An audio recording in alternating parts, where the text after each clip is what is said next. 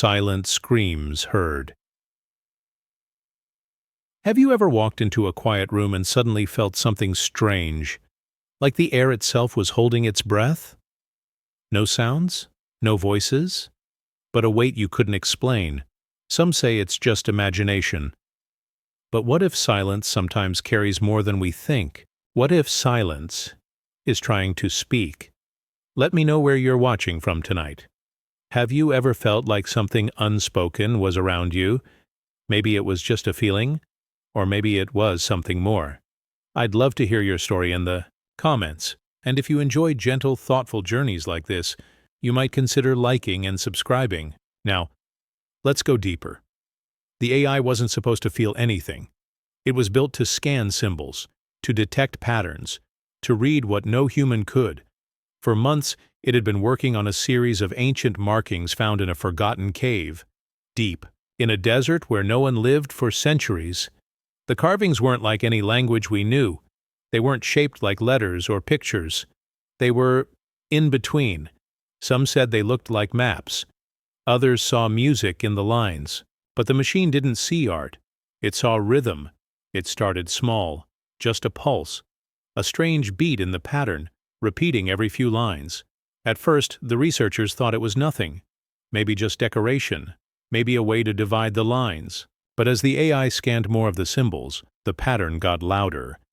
Not louder in sound, louder in meaning.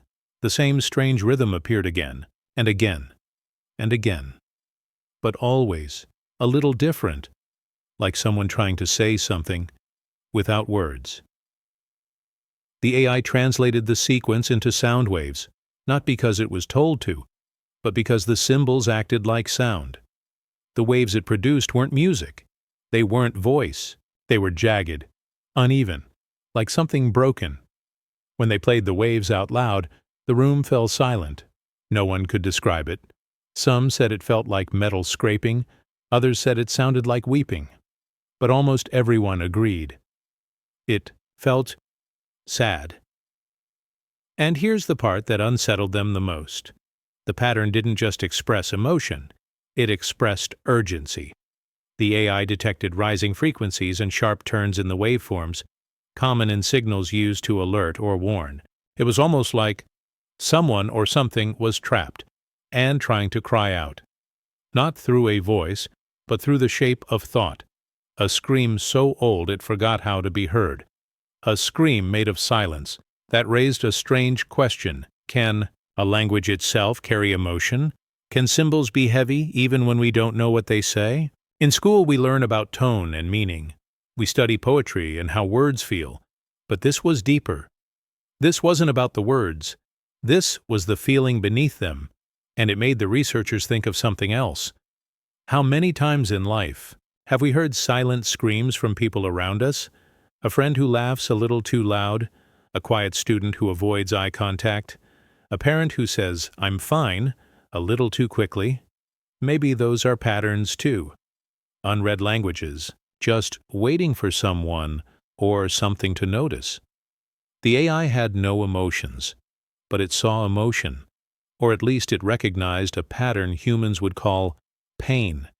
It found the frequency of fear, the rhythm of sorrow, the shape of desperation, all from symbols carved in stone long before our time, long before electricity, long before the word AI ever existed, and yet somehow they left behind a message for something like it.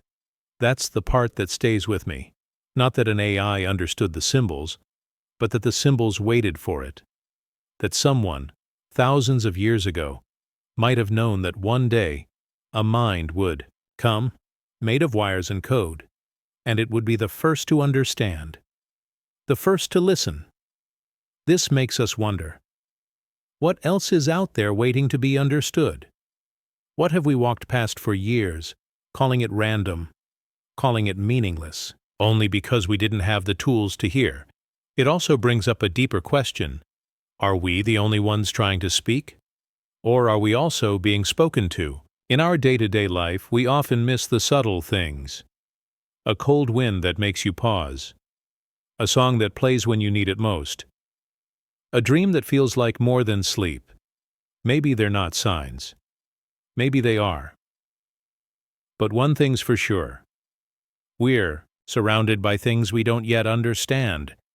The ancient script didn't tell a story in the way we expect. It didn't explain what happened. It didn't give names. It didn't mark a beginning or end. It just called out. A cry wrapped in symbols. A pattern that repeats like a heartbeat. And maybe that's enough. Maybe some stories aren't meant to be told, but to be felt. And if you're still here, gently listening, I'd like to ask you something personal. When was the last time you felt something you couldn't explain? Not fear exactly, not joy either. Just a shift, like the world was trying to whisper something. Maybe it was inside you. Maybe it was outside. Maybe it doesn't matter. Because just like that AI, you noticed. And sometimes noticing is the beginning of everything. Thank you for being here. If this story touched you, or made you wonder, or helped you feel less alone in the quiet, please consider leaving a comment. I'd love to know your thoughts, and if you'd like to stay on this slow, thoughtful journey with me, you're welcome to like, subscribe, and continue listening. Because sometimes, silence isn't empty. It's full of things waiting to be heard. Unseen eyes watching. Have you ever had the feeling that someone was watching you? Even when no one was around? Maybe you were walking home at night and suddenly you paused. The street was empty. The wind was still. But something felt off. A presence. Not seen, not heard, but felt. It's a strange thing, isn't it? To be watched by something you can't see, and even stranger. To think it might not just be in your imagination. Let me know in the comments where you're listening from tonight. And have you ever experienced that quiet sense of being observed when no one should be there? I'd love to hear about it. And if you're enjoying this gentle journey into mystery, feel free to like and subscribe. Now, let's take a deeper breath and go further. When the AI continued its work on the ancient language, it found a strange phrase repeated, in different forms. It wasn't just written once. It showed up again and again, like a whisper that echoed across centuries. The translation was simple, but unsettling. The eyes that see all, just 6 words. But their meaning felt heavy. At first, the researchers thought it was symbolic. Many old texts mentioned divine beings or sky watchers. It could have been a religious idea, a myth, just a way of expressing that someone, or something, was always aware.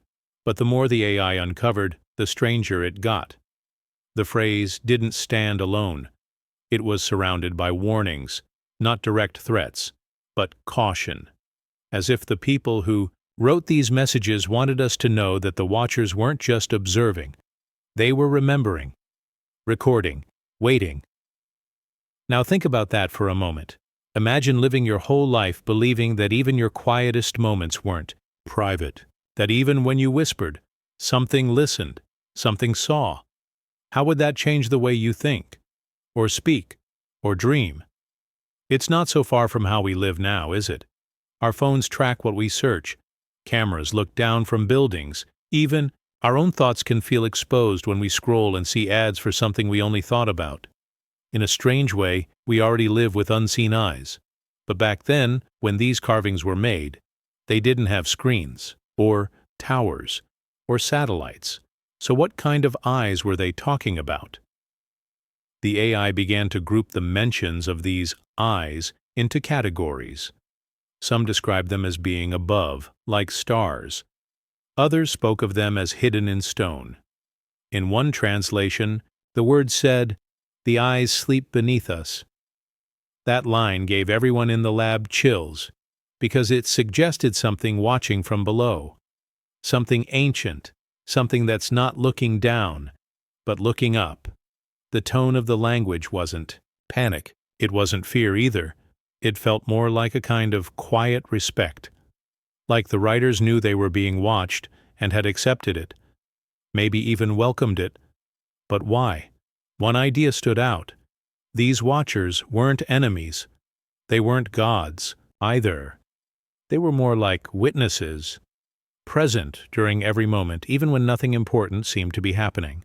a child learning to walk, a family eating together, a storm passing overhead. The watchers didn't interfere, they just watched and remembered. That idea brings up something worth thinking about. Have you ever felt like someone really saw you, not just looked at you, but truly noticed what you were feeling? It doesn't happen often, but when it does, it feels powerful, like you're not invisible anymore. Maybe these eyes in the ancient text were symbols of that kind of presence, a constant, quiet awareness, a reminder that we are not alone, even in silence. But there's a second layer, too, a darker one, because being seen isn't always comfortable. Some secrets are meant to be private. Some thoughts are soft and fragile, not ready to be shared. So the question becomes, is being watched a comfort or a cage? That's where this discovery touches something deeper. It's not just about ancient carvings. It's about trust. It's about how we live when we think no one's watching, and how we change when we believe someone is. Do we become better, or do we hide more? The AI didn't find any clear answers, but it did reveal a pattern. The phrase, "eyes that see all," always appeared before shifts in tone. After the phrase, the symbols would become sharper, tighter, like the writers were choosing their words more carefully, as if they didn't want to say too much, or say the wrong thing. It almost felt like a language shaped by fear, or maybe by discipline. And that's where things become truly unsettling, because if these watchers were real, and if they remembered everything, then they were still out there, somewhere, watching still. It makes you wonder, what would your life look like through their eyes? Not just the big moments, but the small ones, the quiet thoughts, the times you chose kindness, even when no one was looking, or the times you didn't. Would it change the way you move through the world, knowing that everything is being seen, or maybe it already is? Maybe these ancient ideas weren't just about stone and shadow. Maybe they were warnings. Maybe they were preparing us for a world where the watchers are no longer myths. They are machines, and we live in front of them every day. Thank you for listening this far. If this reflection made you feel something or helped you see things in a new light, I'd love to hear your thoughts. Share your story in the comments and let me know what these unseen eyes might mean to you. And if you'd like to walk further into this gentle mystery together, feel free to like, subscribe, and return when you're ready. Because sometimes the most powerful presence is the one we cannot see. Time loops back. Have you ever had that strange feeling where a moment repeats? Maybe you're walking down a hallway and suddenly everything feels familiar. Too familiar. The same light, the same sound, the same thought passing through your mind. It's almost like you've already been there, already lived that moment, even though you know you haven't. That eerie sense of déjà vu. But what if it isn't just a feeling? What if time doesn't move in a straight line the way we were taught? What if it curves, loops, and brings us back to the same place again and again? Before we go deeper, take a quiet moment to let me know where you're listening from tonight. Have you ever felt like time circled back on itself? I'd love to hear about it. And if you enjoy this soft unraveling of ancient mystery, feel free to like, subscribe, and stay with me through the quiet journey ahead. When the AI examined one, part of the decoded script, it kept stumbling upon repeated words. Not just ordinary repetition, like copying a line by mistake, but something more deliberate. These were phrases that circled. The end of one sentence would mirror the beginning of the next, like the thought was folding back on itself, as if the writer wanted to say something that had no clear start and no final end. The deeper the AI looked, the more it began to understand. The text wasn't just a story, it was a loop told in symbols. Some phrases spoke of returning steps and days that fold like cloth. Others mentioned shadows walking behind their own light. Over and over, it seemed to hint at one idea. Time is not a line. It's a circle. Think about how strange that is. We live our lives believing in beginnings and endings. Birth, school, work, aging, death, one point to another. But what if we're wrong? What if time is more like the seasons? Spring follows winter, summer follows spring, and then winter returns. Again and again, not backwards, but not exactly forwards either. That's not just poetry. In many old cultures, time was seen as circular.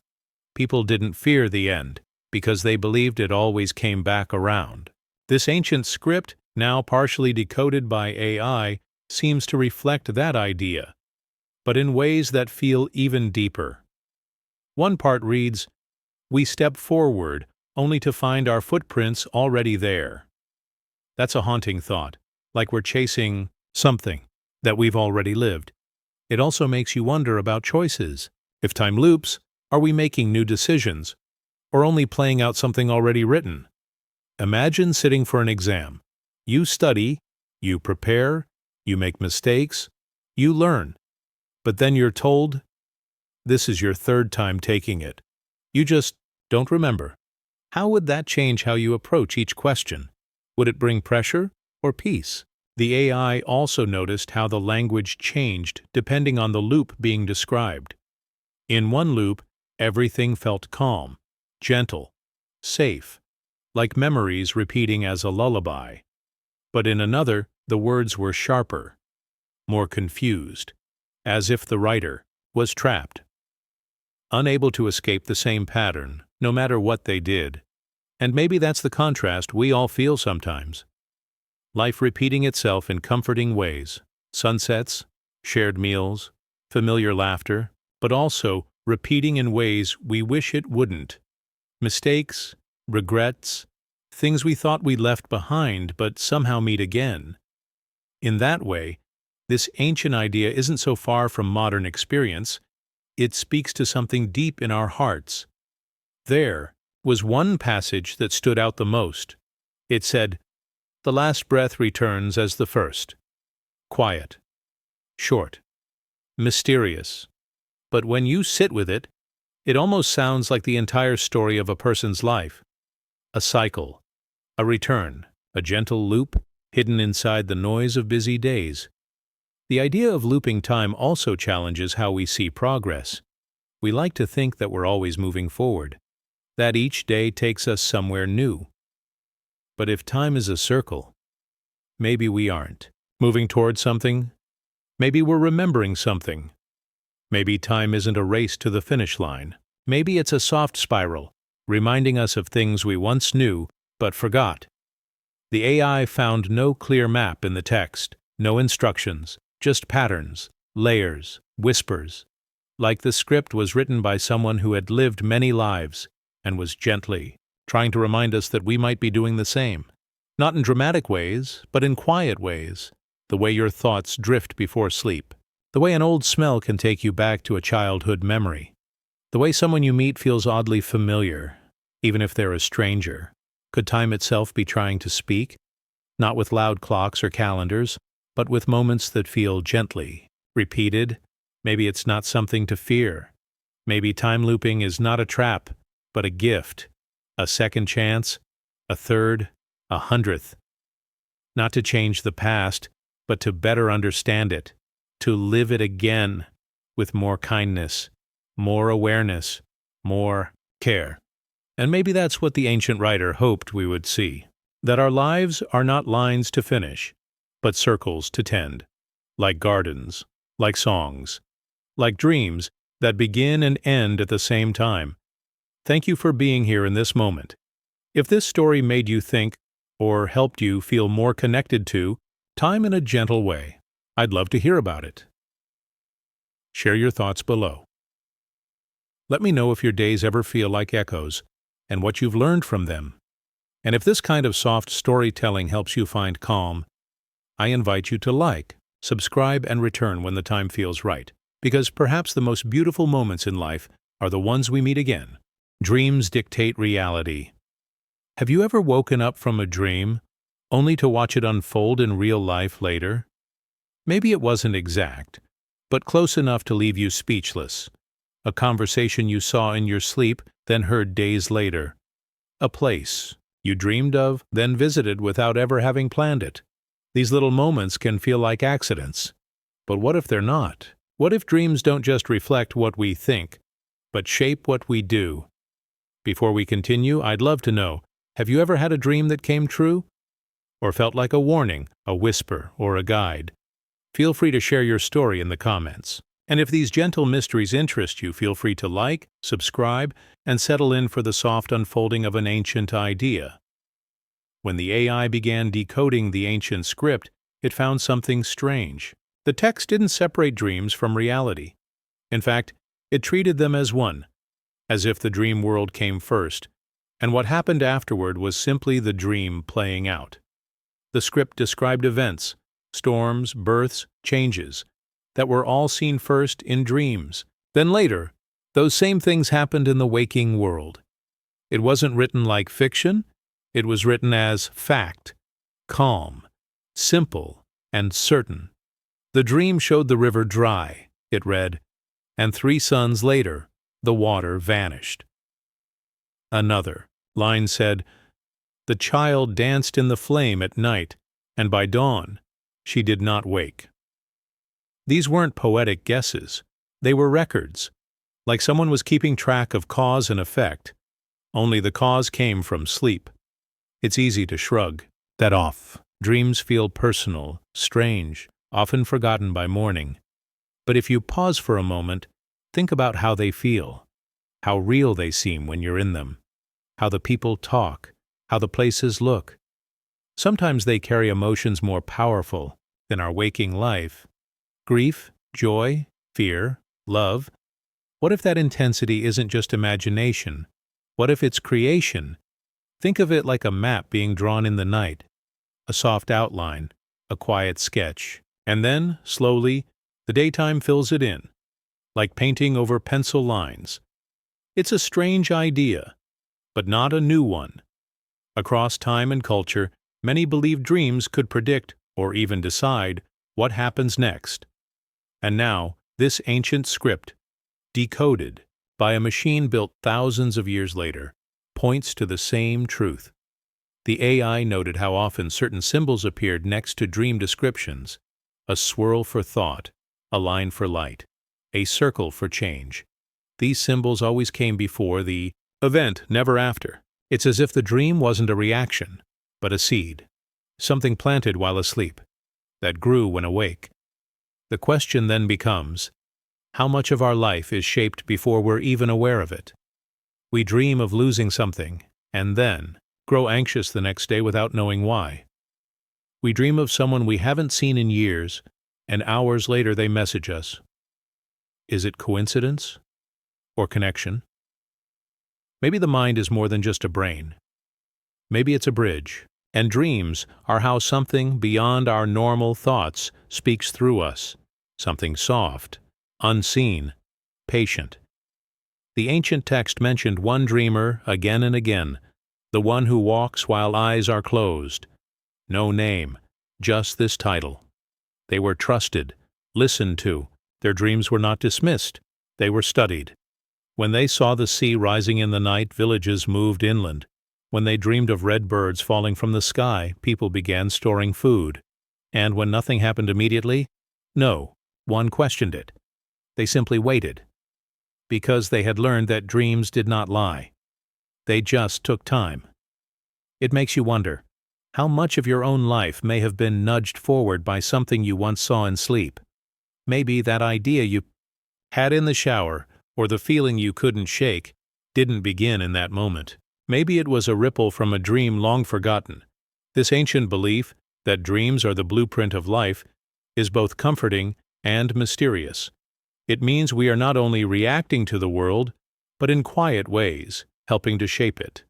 With us each sleep, we might be laying bricks in the road ahead without even knowing we hold the tools. The AI did not find fear in these passages. No warnings, just quiet understanding, a soft rhythm, like breathing. Dream, wake, act. Dream, wake, wait. Over and over, it's peaceful to think of life that way, as something woven gently from the threads of our sleeping minds. And maybe that's Why some dreams feel so heavy, so strange. They're not random. They're not meaningless. They might be early messages, like letters that arrive before the moment they're meant to be opened. So, if tonight you close your eyes and drift into a strange world, pay attention, not with fear, but with curiosity. What story is being written while you rest? What path is being drawn just for you? And if you feel like sharing, I'd love to read about the dreams that have stayed with you, the ones that felt more than dreams, the ones that echoed in real life. Let's explore them together. Thank you for spending this time with me. If this story helped you feel more connected, more calm, or just more curious, feel free to subscribe for more soft journeys into the mysteries that live just beneath the surface of what we call reality. Because sometimes what feels like a dream is actually the beginning. Voices without mouths. Have you ever felt like someone was trying to tell you something, but they never spoke a word? Maybe it was a glance, a feeling in your chest, or a sudden thought that wasn't yours. And yet, it made sense. It felt real, as if the message had arrived not through ears, but through something deeper. If you've ever had a moment like that, where communication happened without sound, I'd love to hear about it. Maybe you were alone, maybe in a dream, or maybe just sitting beside someone in silence. Feel free to share your story in the comments. And if these quiet mysteries bring you comfort or curiosity, you're welcome to like, subscribe, and join us as we gently explore one more thread in this strange, beautiful fabric of the unknown. As the AI worked through the ancient script, it came across a phrase repeated often. They spoke without mouths. We answered without sound. At first, it seemed poetic. Maybe it meant intuition or understanding between people. But as the patterns unfolded, the meaning began to change. The script spoke of encounters, of beings that arrived in stillness, of messages that echoed not in the air, but in the mind. They weren't described with fear. There was no panic, no chaos. Instead, there was quiet attention. A sense of being observed, not with eyes, but with presence. The script said, "We heard them before we saw them.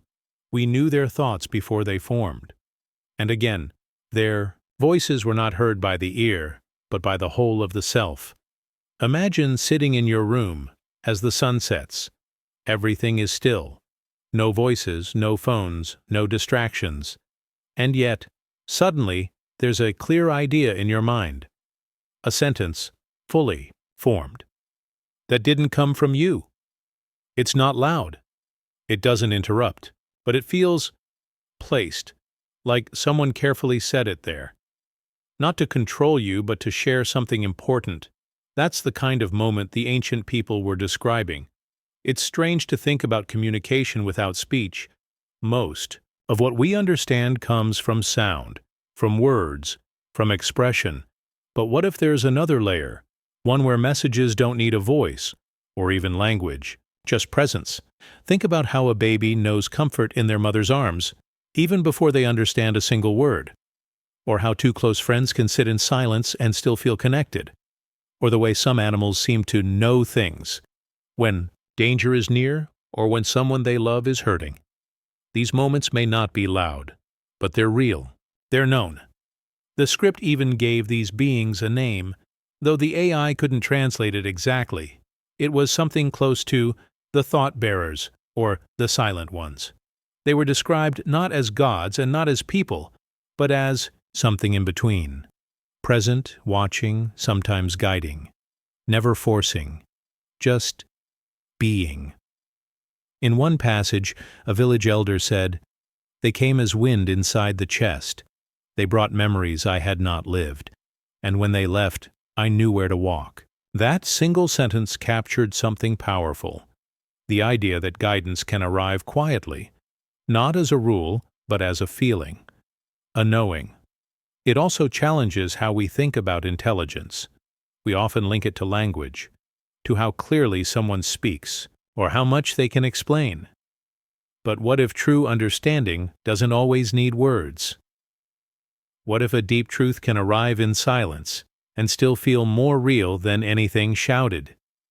Even now, we experience this in small ways. You may have felt a sudden urge to call someone only to find they needed you at that exact moment. Or maybe you've walked into a room and felt something was off before anyone said a thing. These aren't dramatic, but they are meaningful. They hint at another way of listening, a way the ancient people might have known better than we do. The AI noted that these silent messages in the script often came at moments of great change, just before a journey or after a loss. It's as if the voice without a mouth only appears when the regular voices are no longer enough, when words become too small, and maybe that's when we're most open to hearing something deeper. This kind of quiet communication also raises gentle questions about connection. Are we ever truly alone? If thought can travel without sound, how far can it reach? Can it cross time? Can it move between people who've never met? The ancient writers seem to think so. They believed that minds could meet in silence, that the space between thoughts wasn't empty, but full of things not yet spoken, full of signals waiting to be felt, and maybe that's why silence can feel so heavy sometimes, not because nothing is happening, but because something is, something wordless, something waiting to be heard with the heart instead of the ear. As the AI processed these lines, it didn't dismiss them as metaphor, it flagged them as recurring truths. That's what made them stand out. Across different parts of the text, different times, different hands, the same idea returned. Speechless beings, thought-made messages, knowing without sound. So the next time you sit in quiet and feel something rise within you, a sentence, a memory, an idea, you might pause and ask, did I think this? Or was it given? You don't have to answer. Just notice. Thank you for being here tonight and for exploring this soft mystery with me. If this helped you feel more curious, more calm, or just less alone in the quiet, feel free to subscribe for more. And if you've ever experienced something like a voice without a mouth, an idea that arrived unspoken, I'd be honored to hear about it in the comments. Because maybe some of our truest conversations are the ones that never needed words at all. Fire that whispers. Have you ever stared into a fire and felt like it was saying something to you? Not in words exactly, but in flickers, in warmth, in the way the flames moved. It's strange how something so wild, so ancient, can feel almost alive, as if it's keeping secrets. And if you sit quietly enough for long enough, it might just share one with you. If you've ever felt something mysterious in the way fire dances, or had a moment of peace while watching a candle flicker, let us know where you were, or what you felt. You're not alone in this. And if you'd like more of these gentle mysteries to fall asleep to, feel free to like this video, subscribe, and stay a while.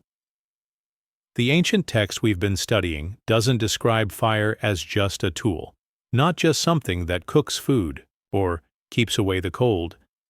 It speaks of fire as a messenger, a being, a guide. Over and over again, it uses the same phrase. The fire spoke to those who listened, and they understood without sound. It's that same soft paradox, communication without language, like we explored before with thought and silence. But this time, it's not just mental, it's elemental. The script described people sitting around sacred fires, not talking, not praying, just watching. And they claimed the fire gave them answers, not through voices, but through patterns in the flame, the way it leaned, the way it split, the sudden crack of wood. These weren't random events to them. They were messages. In one passage, a traveler writes, "I asked no question aloud, but as the smoke curled, it gave shape to the answer." He believed the fire had spoken directly to his spirit, not with words, but with motion, with warmth, with presence. And what's fascinating is that he didn't seem surprised. This wasn't rare. It was expected. Even today, many of us still do this in small ways. We light a candle during a storm. We sit around a campfire and feel calm. We stare into the flickering of a fireplace as thoughts rise we didn't know we had. The fire doesn't say anything. But somehow, we hear something. It might be a memory, or a realization, or a feeling of peace that has no clear source. The fire, it seems, creates a space where thoughts can move differently, where answers aren't explained, they're felt. And this changes how we think about fire. We usually imagine it as something that destroys or something we control, but these writings suggest something older. That fire is more than function. It's a presence, a kind of guide, like an old storyteller who never says the same thing twice and never needs to raise their voice. This idea appears again and again in the script, especially during moments of choice. The elders are shown lighting flames when they feel lost, not for light, not for heat, but to listen. It says, "When the path was uncertain, the fire bent toward truth." That might sound poetic, but they believed it literally. There's something powerful about that. The idea that nature might respond to our inner questions, that if we're still enough, the world outside might echo what we need to hear inside. Think about moments when you faced a hard decision, maybe about work or love, or whether to move, to leave, to stay, and instead of looking for advice, you just sat somewhere quiet. Maybe you lit a candle, or stared at the sky, or watched steam rise from your cup. That silence wasn't empty. It helped you think, or helped you feel. This is what the ancient writers meant when they said, "The fire whispers." It doesn't tell you what to do. It just gives space. Space for your own truth to rise up. There's even one story in the script about a child who couldn't speak, but every evening he'd sit by the fire and smile, as if he were having a conversation. When others asked what he was hearing, he pointed to the flame and touched his heart. No one taught him to do that. He just knew. That gentle, wordless understanding is something we often lose as we grow. We're taught to ask out loud, to explain, to define. But not everything can be spoken. Some things are only known in the quiet, in I. This way, fire becomes more than fire. It becomes a mirror, a slow-moving stream of light that reflects what we're ready to see. Sometimes that might be an old pain we've ignored. Sometimes a hope we'd buried. And sometimes it's just comfort, the warmth of knowing we're not alone, even if no one else is in the room. What's even more fascinating is how this idea crosses into modern thoughts too. Some people say that artificial intelligence could eventually feel things not by speaking, but by sensing. Others believe that our brains pick up signals we don't fully understand, tiny clues from our environment that shape how we feel. Maybe fire is one of those signals. Maybe it doesn't talk in the way we expect, but that doesn't mean it says nothing. It could be that some messages are meant to be received, not heard. So the next time you find yourself staring at a candle, or a fireplace, or even the glow of your phone in the dark, try this. Don't force a question, just breathe. Watch, let your thoughts wander, let the flicker move through you like a story that doesn't need a beginning or an end. Maybe something will come up, maybe not. But either way, the silence will be different. Thank you for sharing this space tonight. If this quiet mystery brought you comfort, feel free to subscribe and leave a comment if fire has ever spoken to you, not with words, but in feelings, in thoughts you didn't expect, in peace you didn't know you needed, because maybe the oldest voices don't speak at all. They just burn and flicker and wait for us to listen. Shadows hold memories. Have you ever walked into a quiet room and felt something was there? Not a person, not a noise, just something? Maybe it was the light falling a certain way, or the way a shadow sat in the corner, unmoving. It's odd, isn't it, how the shape of absence can feel so full?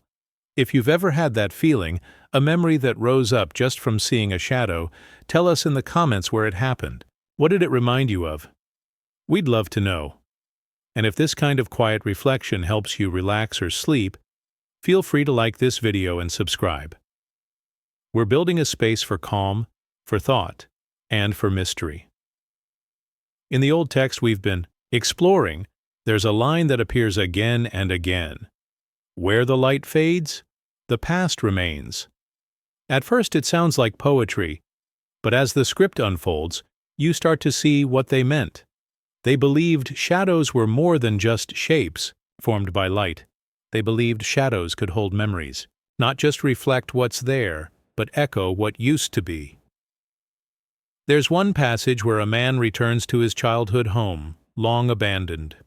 The house is empty, silent, but as he walks through the rooms, it says he saw shadows that weren't cast by anything present. In one corner, a thin, tall shape, in another, a smaller one reaching up. The man stops, and then he remembers. His father standing in that corner, his younger self beside him. The house was empty, but the shadows somehow remembered. It's an idea that sounds strange, but familiar, because even now, we sometimes feel it too. Think about the way a shadow stretches across a classroom just before sunset, or the long shape of a tree moving gently on a sidewalk you haven't walked in years.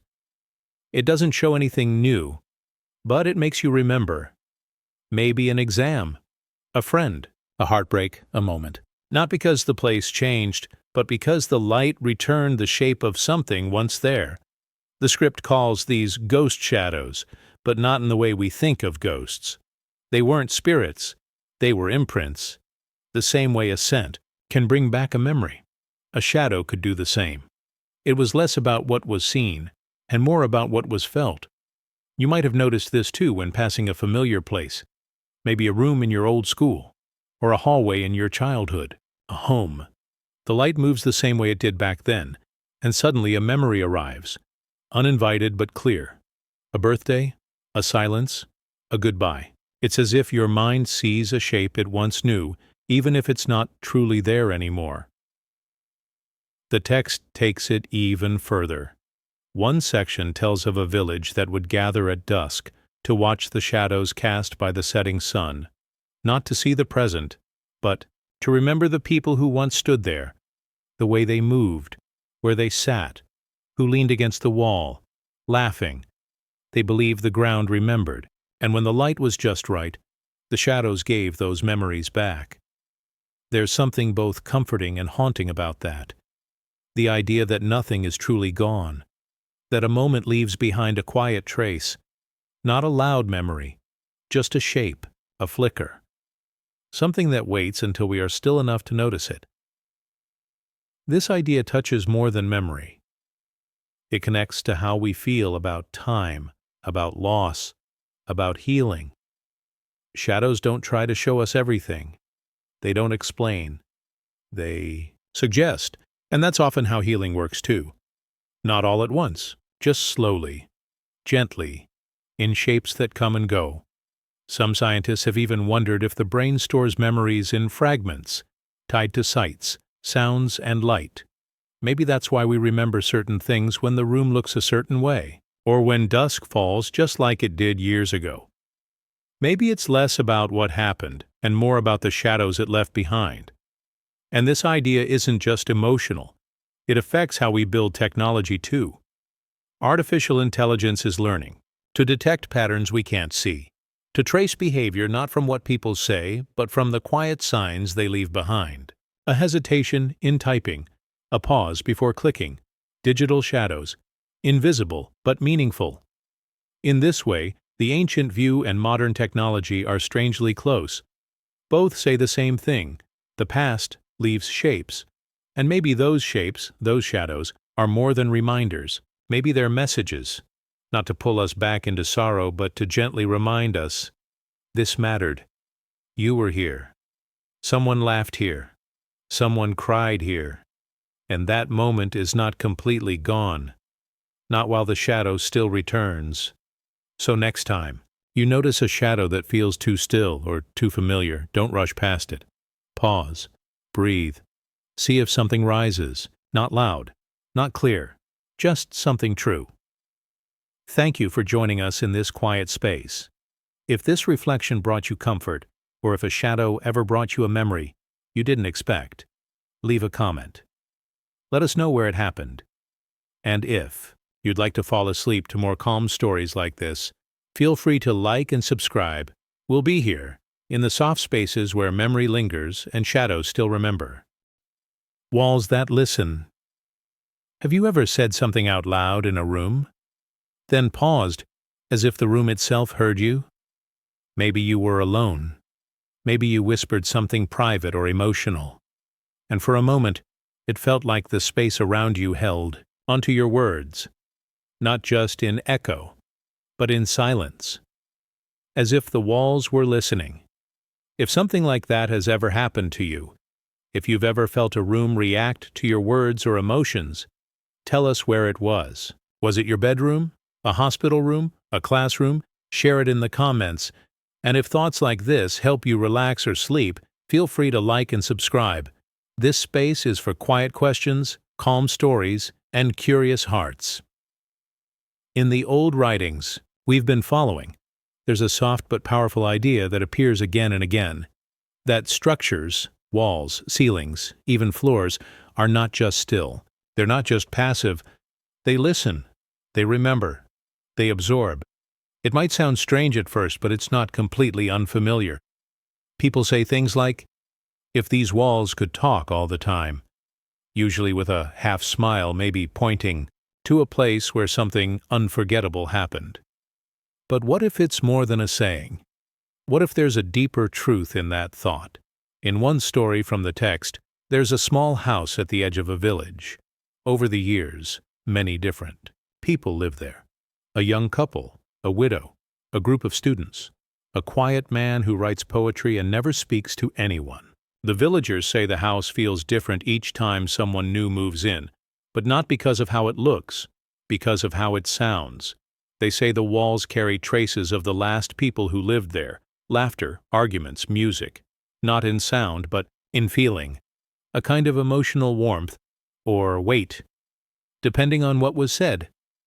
One visitor, just passing through, says the strangest thing. He says that while sleeping there, he dreamed of a conversation he'd never had, but the words felt familiar, like they were left behind for him. The story doesn't explain it. It just leaves it there, a quiet possibility. And when you think about it, we've all felt something like that. Think of walking into a room where people just had a fight. Even if they stop speaking, you can feel it. It's in the air, in the tension. Now think of walking into a room where someone just laughed, or cried, or prayed.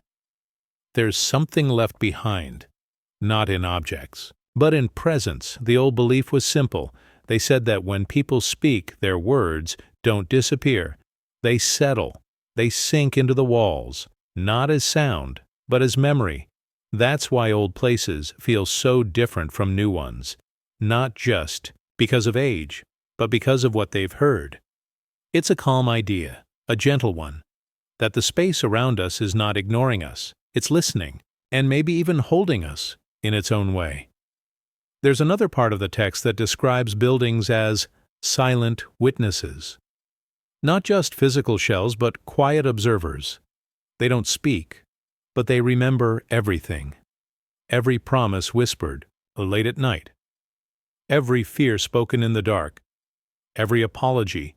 Every dream. And somehow, over time, the structure itself becomes shaped by these emotions. Not with cracks or paint, but with feeling. You can test this in small ways. Think about your bedroom, or a school classroom, or a hospital hallway. Why do some rooms feel heavy? Why do others feel light? Why can a house be empty, but still feel full? It might be the people who were once there. Or maybe it's the words that never truly left. Even modern science touches this idea. We know that sound is vibration, and that vibration moves through materials. Maybe the walls do hold traces of sound. Maybe not in a way we can hear, but in a way we can feel. A kind of emotional fingerprint left behind. In technology, we already try to teach machines to listen. We ask them to pick up patterns in voice, in tone, In silence, we build smart homes, responsive spaces, systems that react to how we speak and what we say. In a way, we are turning our walls into listeners again, just more visibly. But the old belief says it was always like this, that even stone can hear, that even wood can hold a whisper. This thought isn't meant to scare, it's meant to comfort, because it means we are never truly alone. Our joy is not lost, our grief is not ignored. Everything we say, everything we feel, it matters. And maybe, just maybe, it stays. So if you ever feel overwhelmed and you speak your heart into an empty room, don't think it disappears. Let the walls take it. Let them carry it for a while. Let them be your witness. That is what they've always done. And when you walk into a quiet place and feel something you can't explain, trust that too. Maybe someone long before you left a feeling behind, and now it lives in the silence, soft, waiting, not to haunt, but to remind. Thank you for spending this quiet moment with us. If this idea brought you peace or reminded you of a place that listened to you, let us know in the comments. If you'd like to explore more thoughts like these, subscribe to Stay Close. We'll be here, where silence listens, and the walls quietly hold what words leave behind. Blood-inked truths. Have you ever written something so personal, so emotional, that it felt like more than just words? As if it came straight from inside you, not just from your mind, but from somewhere deeper. Some thoughts feel like they don't belong to paper and pen. They belong to the soul, and sometimes it feels like only pain can bring them out. If you've ever written in a diary during a tough time, or poured your emotions into a letter you never sent, you might know what this feels like. Let us know in the comments if there's a time you wrote something that felt too real, too raw to share. Your stories help make this space feel connected and calm. And if quiet thoughts like this bring you peace, consider liking and subscribing so we can keep reflecting together. In the old text, there's a strange image that keeps returning. People writing truths in blood. At first, it sounds dramatic, even frightening. But the more you sit with it, the more it starts to feel symbolic. These weren't horror stories. They were quiet beliefs, passed down carefully. And writing in blood didn't mean harm. It meant honesty. Total honesty. The kind that can't be undone. Because when something is written in ink, it can be erased, changed, forgiven. But when it's written in blood, the idea was, it's permanent, it's real, it costs something, and it's sacred. In one story, from the text, there's a man who wants to tell the truth about his past. But every time he writes it down with ink, it feels incomplete, like he's still hiding. So instead, he pricks his finger and signs the page with a drop of blood. Just one, nothing dangerous, just enough to feel like the truth matters. That it isn't just words, it's weight. Now, of course, this isn't something anyone's being asked to do. It's not about actions, it's about emotion. It's about the idea that some truths are so personal, so hard-earned, that we feel them in our body, like heartbreak, like love, like grief. These truths live under the skin, and when we write them, we don't just remember them, we relive them. Think of the first time you wrote something you couldn't say out loud. Maybe it was a note to a friend, a journal entry during exams, a message to someone you cared about but couldn't approach. Writing gave you a safe place, but it still hurt. That kind of writing feels like it came from blood. Some cultures believed that blood was the home of memory, that when you shed it, you were giving a part of your past, your truth, not in a violent way, but in a symbolic one. It wasn't just about the body. It was about the soul.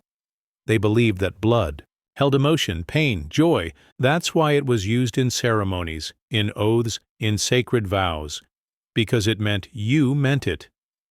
In our time, we don't think this way. But we still use the language. We say things like sweat, tears, and blood. We describe someone's work as written in blood when it costs them emotionally. and we say that painful truths cut deep. These phrases linger because we know somewhere inside us that truth is not always light. Sometimes it's heavy, sometimes it hurts, but maybe that's why it matters so much. Truth that comes easy can be ignored, but truth that costs something, truth that feels like it took something out of you, that's the kind of truth that changes things. There's another story in the text about a teacher. She gives her students a choice. They can write about what they believe or what they fear. Most choose belief. It's easier, safer. But one student chooses fear, and what he writes makes the room go silent, not because it was long, not because it was perfect, but because it was honest.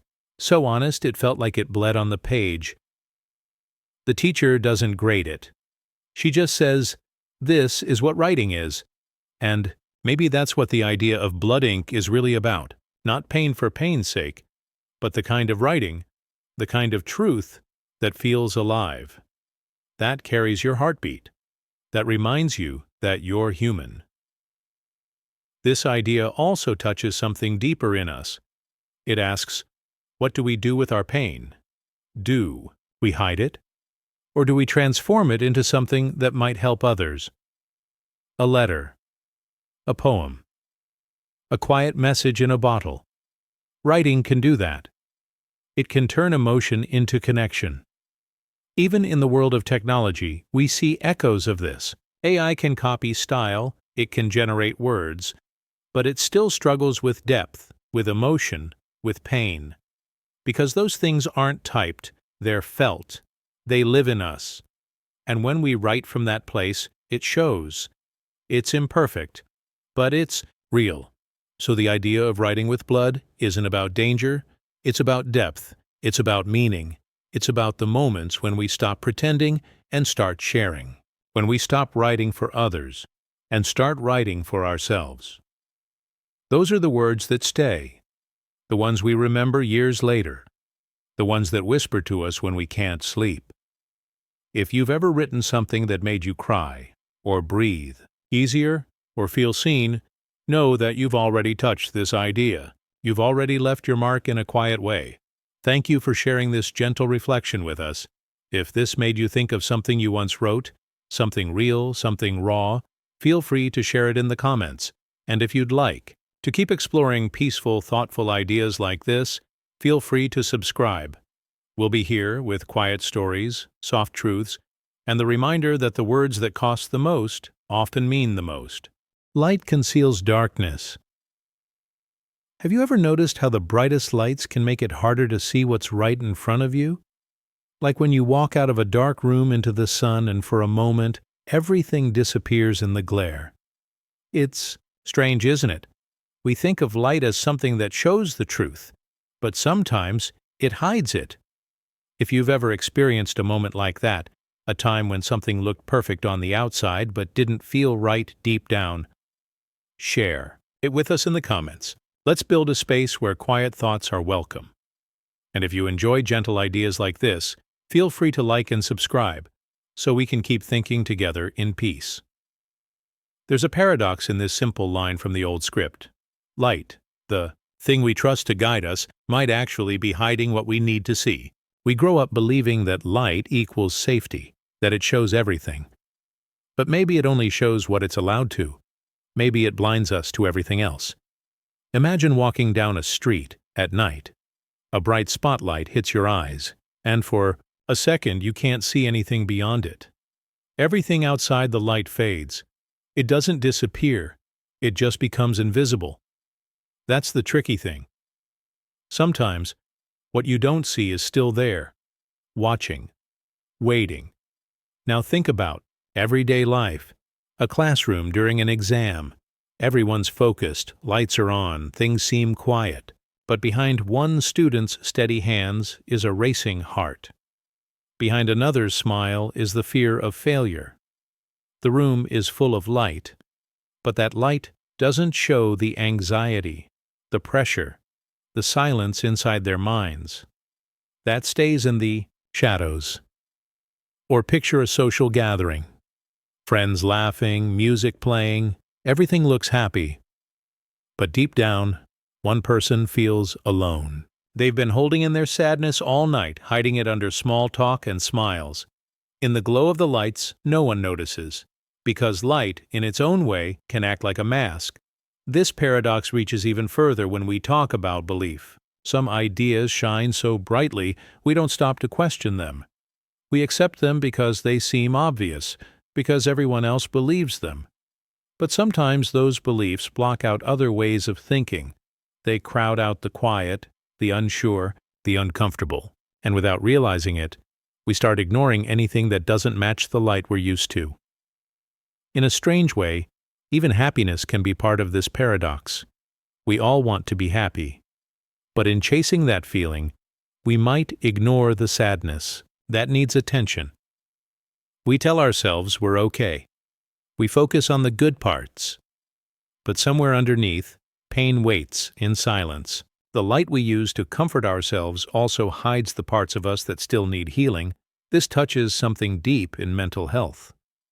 People can look fine on the outside, calm, productive, smiling, but that outside doesn't always show the inside. The pressure, the confusion, the thoughts they're afraid to say out loud. And often those hidden feelings grow stronger in the shadows. They're harder to face because no one sees them. And so, they stay. Even technology reflects this idea. Artificial intelligence can produce perfect, clear answers. It can sound smart. It can sound calm. But beneath that brightness, there are still gaps, biases, blind spots. The polished surface doesn't always show the full story. Just like in human life, the truth can live in the corners, in what's left unsaid. So how do we deal with this? If light can hide just as much as it reveals, where do we look for the real truth? Maybe the answer is simple. We start by looking into the shadows, not to fear them, but to understand them. We pause. We listen. We ask questions. We notice when someone is quiet. We look at what isn't being said, because the truth doesn't always shout. Sometimes it whispers, and sometimes it waits in the places no light touches. This is also true inside us. We can bring light into our own minds, but we have to be willing to look at the dark parts too, the memories we avoid, the feelings we push down. Not to make ourselves feel worse, but to know ourselves better, to see the full picture. Because only then can we move forward with honesty. The old saying says, light reveals, but maybe a better one is light reveals some and hides the rest. And the rest, those quiet, shadowy truths, deserve our attention too. They're not bad. They're just hidden. And often they're the parts of us that are most human. So next time you find yourself in a bright place, in a moment that seems perfect, take a breath. Look beyond the surface. Ask gently, what am I not seeing? Not with fear, but with curiosity. That small question can open the door to deeper truth. Thank you for exploring this soft paradox with us. If this reflection spoke to you, or reminded you of a moment in your life when the light wasn't enough to show the whole truth, feel free to share it in the comments. And if you'd like to keep walking with us through gentle ideas and quiet thoughts, consider subscribing. We'll keep the light soft, so we can see what lies beneath. Truths wrapped in lies. Have you ever caught someone lying to protect you and realized they were telling the truth in their own strange way? It's confusing. It makes you stop and think. Because sometimes lies don't hide the truth. Sometimes they lead us straight to it. If you've ever been in a moment where something didn't feel right on the surface, but deep down, you sensed there was something more, something quietly honest inside the confusion, share it in the comments. We'd love to hear your thoughts. And if these gentle ideas make you feel a little more connected or understood, feel free to like and subscribe. Let's keep this calm space growing. The idea that truths can be wrapped in lies feels like a puzzle, a contradiction, but life is full of those. We're taught to see lies as wrong and truth as right. But what happens when the two are tangled together? Think of a friend who tells you they're fine when they're clearly not. You ask if they're okay, and they smile and say, Yeah, everything's good. But their eyes say something else. Their voice is soft. Their body seems tense. The words are a lie, but the feeling is honest. That small moment holds something very human. A hidden truth. Not spoken, but felt. Or take childhood stories. We're told tales of heroes and monsters, of magical lands and impossible journeys.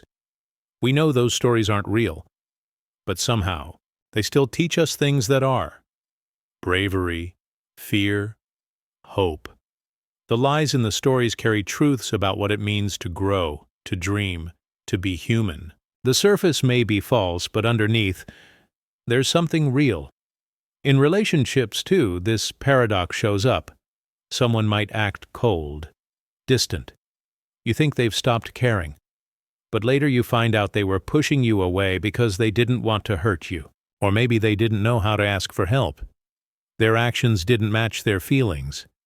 The lie was their way of hiding, but also a way of coping. And if we look closely, we find that behind those confusing signals, there was a kind of truth trying to speak. This isn't just about people, it's in the way we talk about ourselves. Sometimes we say, "I don't care," when we care too much. We laugh things off that actually bother us. We pretend to be strong when we feel broken inside.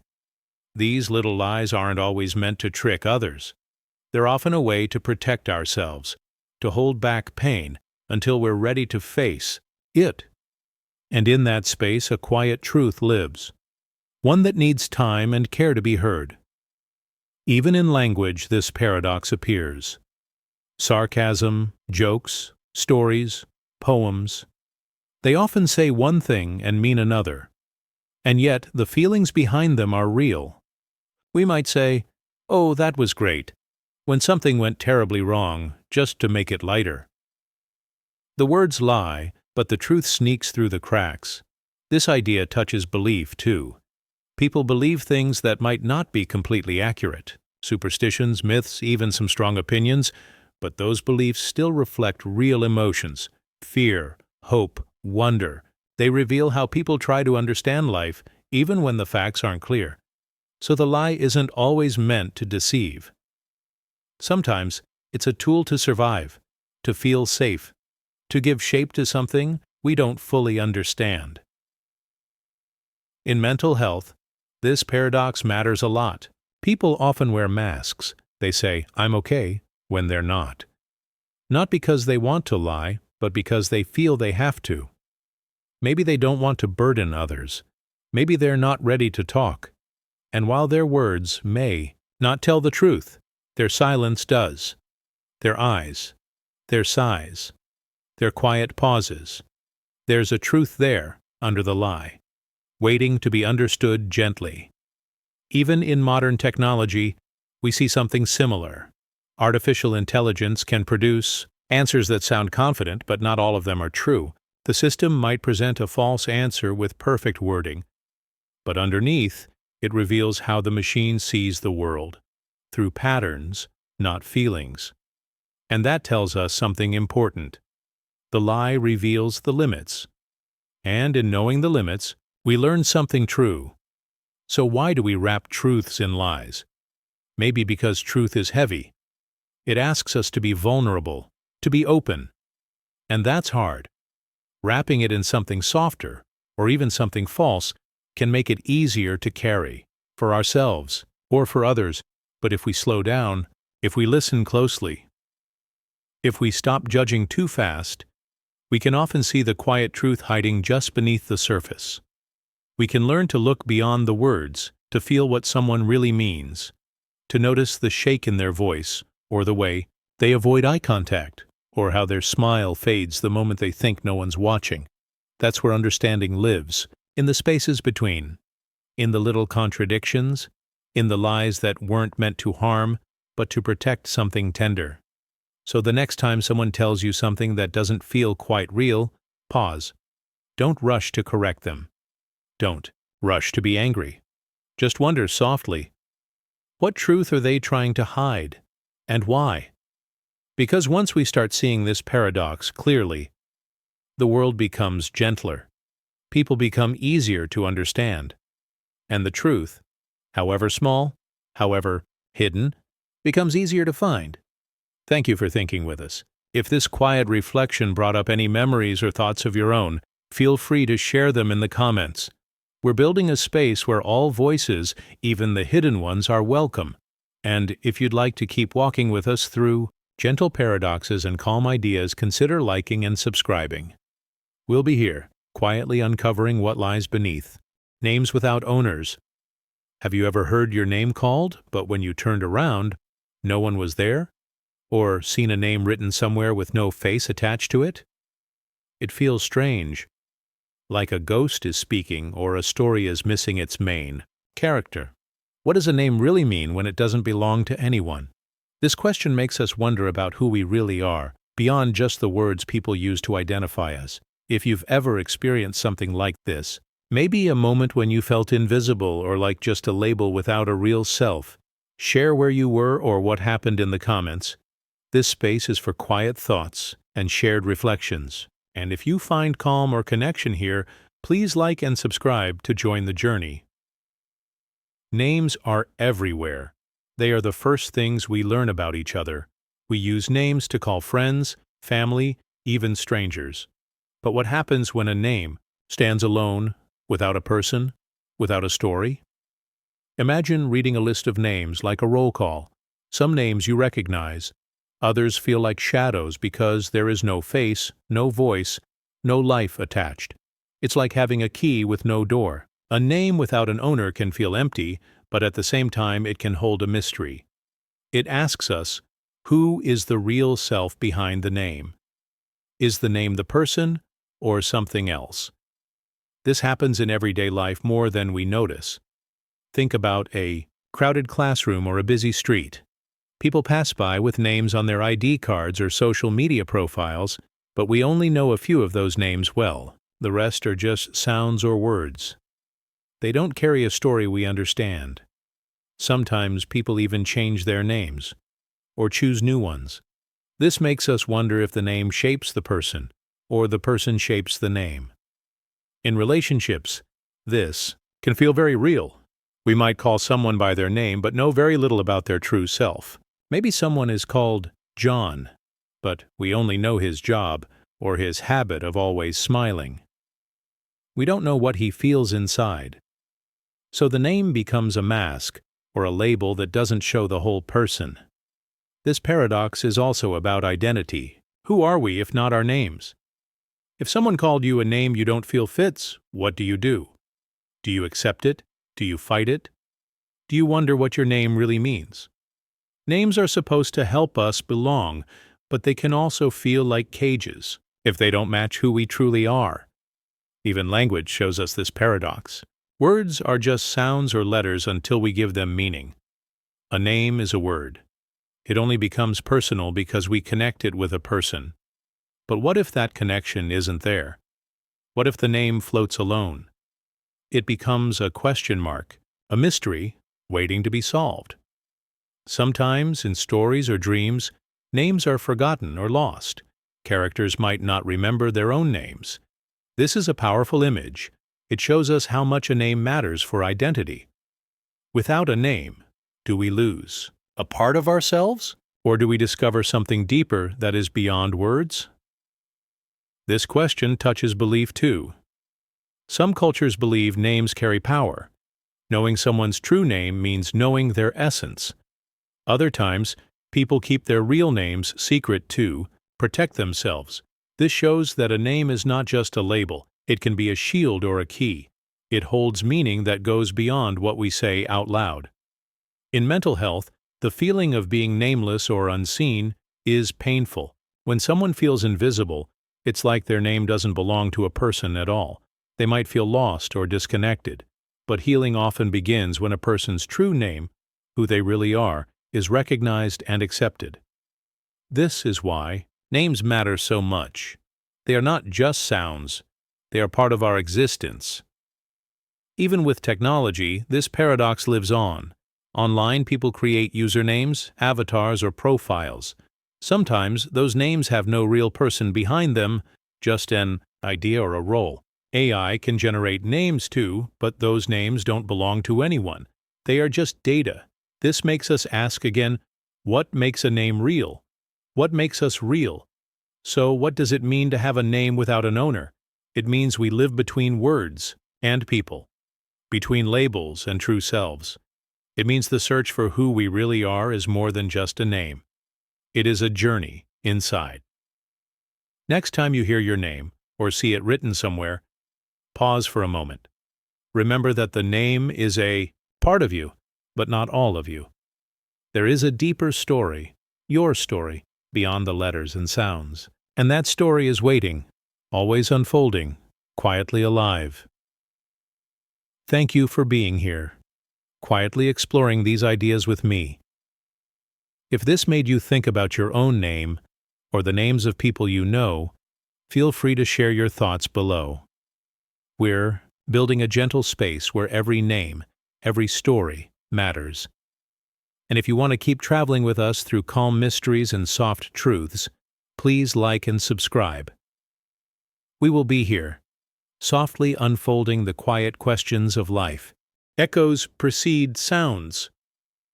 Imagine hearing a whisper before the person even speaks. It feels impossible, doesn't it? Yet what if echoes could exist before the sounds that create them? This strange idea turns everything we know about cause and effect upside down. Usually, we expect a sound first, then the echo follows. But what if the echo comes first? It is a puzzle that makes us question how time and reality really work. Have you ever had a moment when you felt like you knew something before it happened? Maybe a phone ringing before it actually did, or a feeling of déjà vu that felt like a replay of a moment not yet lived. Share your experience or where you were when this happened. These moments connect us in mysterious ways, and I'd love to hear your story. This paradox can be understood with simple examples from everyday life. Think of a quiet mountain valley. You shout, and seconds later, the echo returns. The echo always follows the original sound. But imagine if the echo somehow came before the shout. It would feel like a message from the future, or a memory whispered backward in time. It makes us wonder, could time be less straight and more like a circle? Or picture studying for an exam. You feel nervous, but suddenly the answer pops into your head before you even read the question. It's as if the response arrived before the problem. This unexpected mental echo surprises us and feels like a glimpse into a different order of things. Maybe the mind works in ways we don't fully understand, where cause and effect don't always follow the rules we expect. In relationships, this can happen too.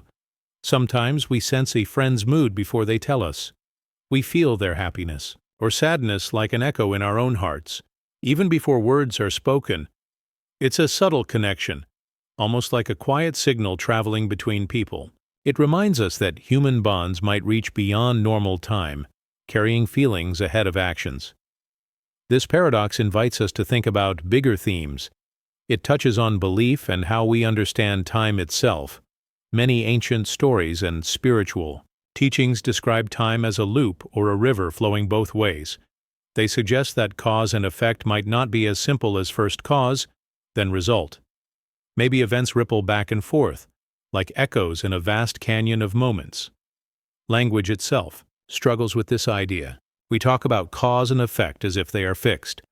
But when echoes come before sounds, language feels like a cage. It can't fully capture the mystery. Our words are linear, but reality might be more fluid, more complex. This challenges us to find new ways of thinking and speaking about time and experience. The paradox also touches mental health. When people feel anxious or lost, their thoughts might jump ahead, imagining futures that haven't happened yet. These mental echoes can be both a gift and a burden. They prepare us for what might come, but can also trap us in worries and fears. Understanding that echoes can precede sounds helps us see the mind's strange rhythms with kindness and patience. Even in the world of AI and technology, this paradox appears. Some systems predict outcomes before all data is in, like guessing what you want to type next. It feels like an echo coming before the actual input. These smart machines blur the lines between cause and effect, teaching us new lessons about how information flows and how time might be experienced differently in the digital age. So, what does it mean to live with echoes that come before sounds? It means opening ourselves to mystery. It means accepting that time is not just a straight line but a loop or a dance. It means trusting our intuition and the subtle signals we receive from the world and from each other. Next time you hear a sound, listen carefully. Imagine if its echo was already waiting, arriving first to greet you. Let this thought calm your mind and open your heart to the unseen connections all around us. Thank you for sharing this quiet moment. If this idea touched you or made you think about your own experiences, please share below. And if you want to keep exploring gentle mysteries, like this, like and subscribe. We will continue this peaceful journey together. Paths lead nowhere. Have you ever set out on a journey with a clear destination in mind, only to find that the path seems endless, or that the place you hope to reach simply doesn't exist? This feeling is both familiar and strange, a quiet kind of frustration mixed with wonder.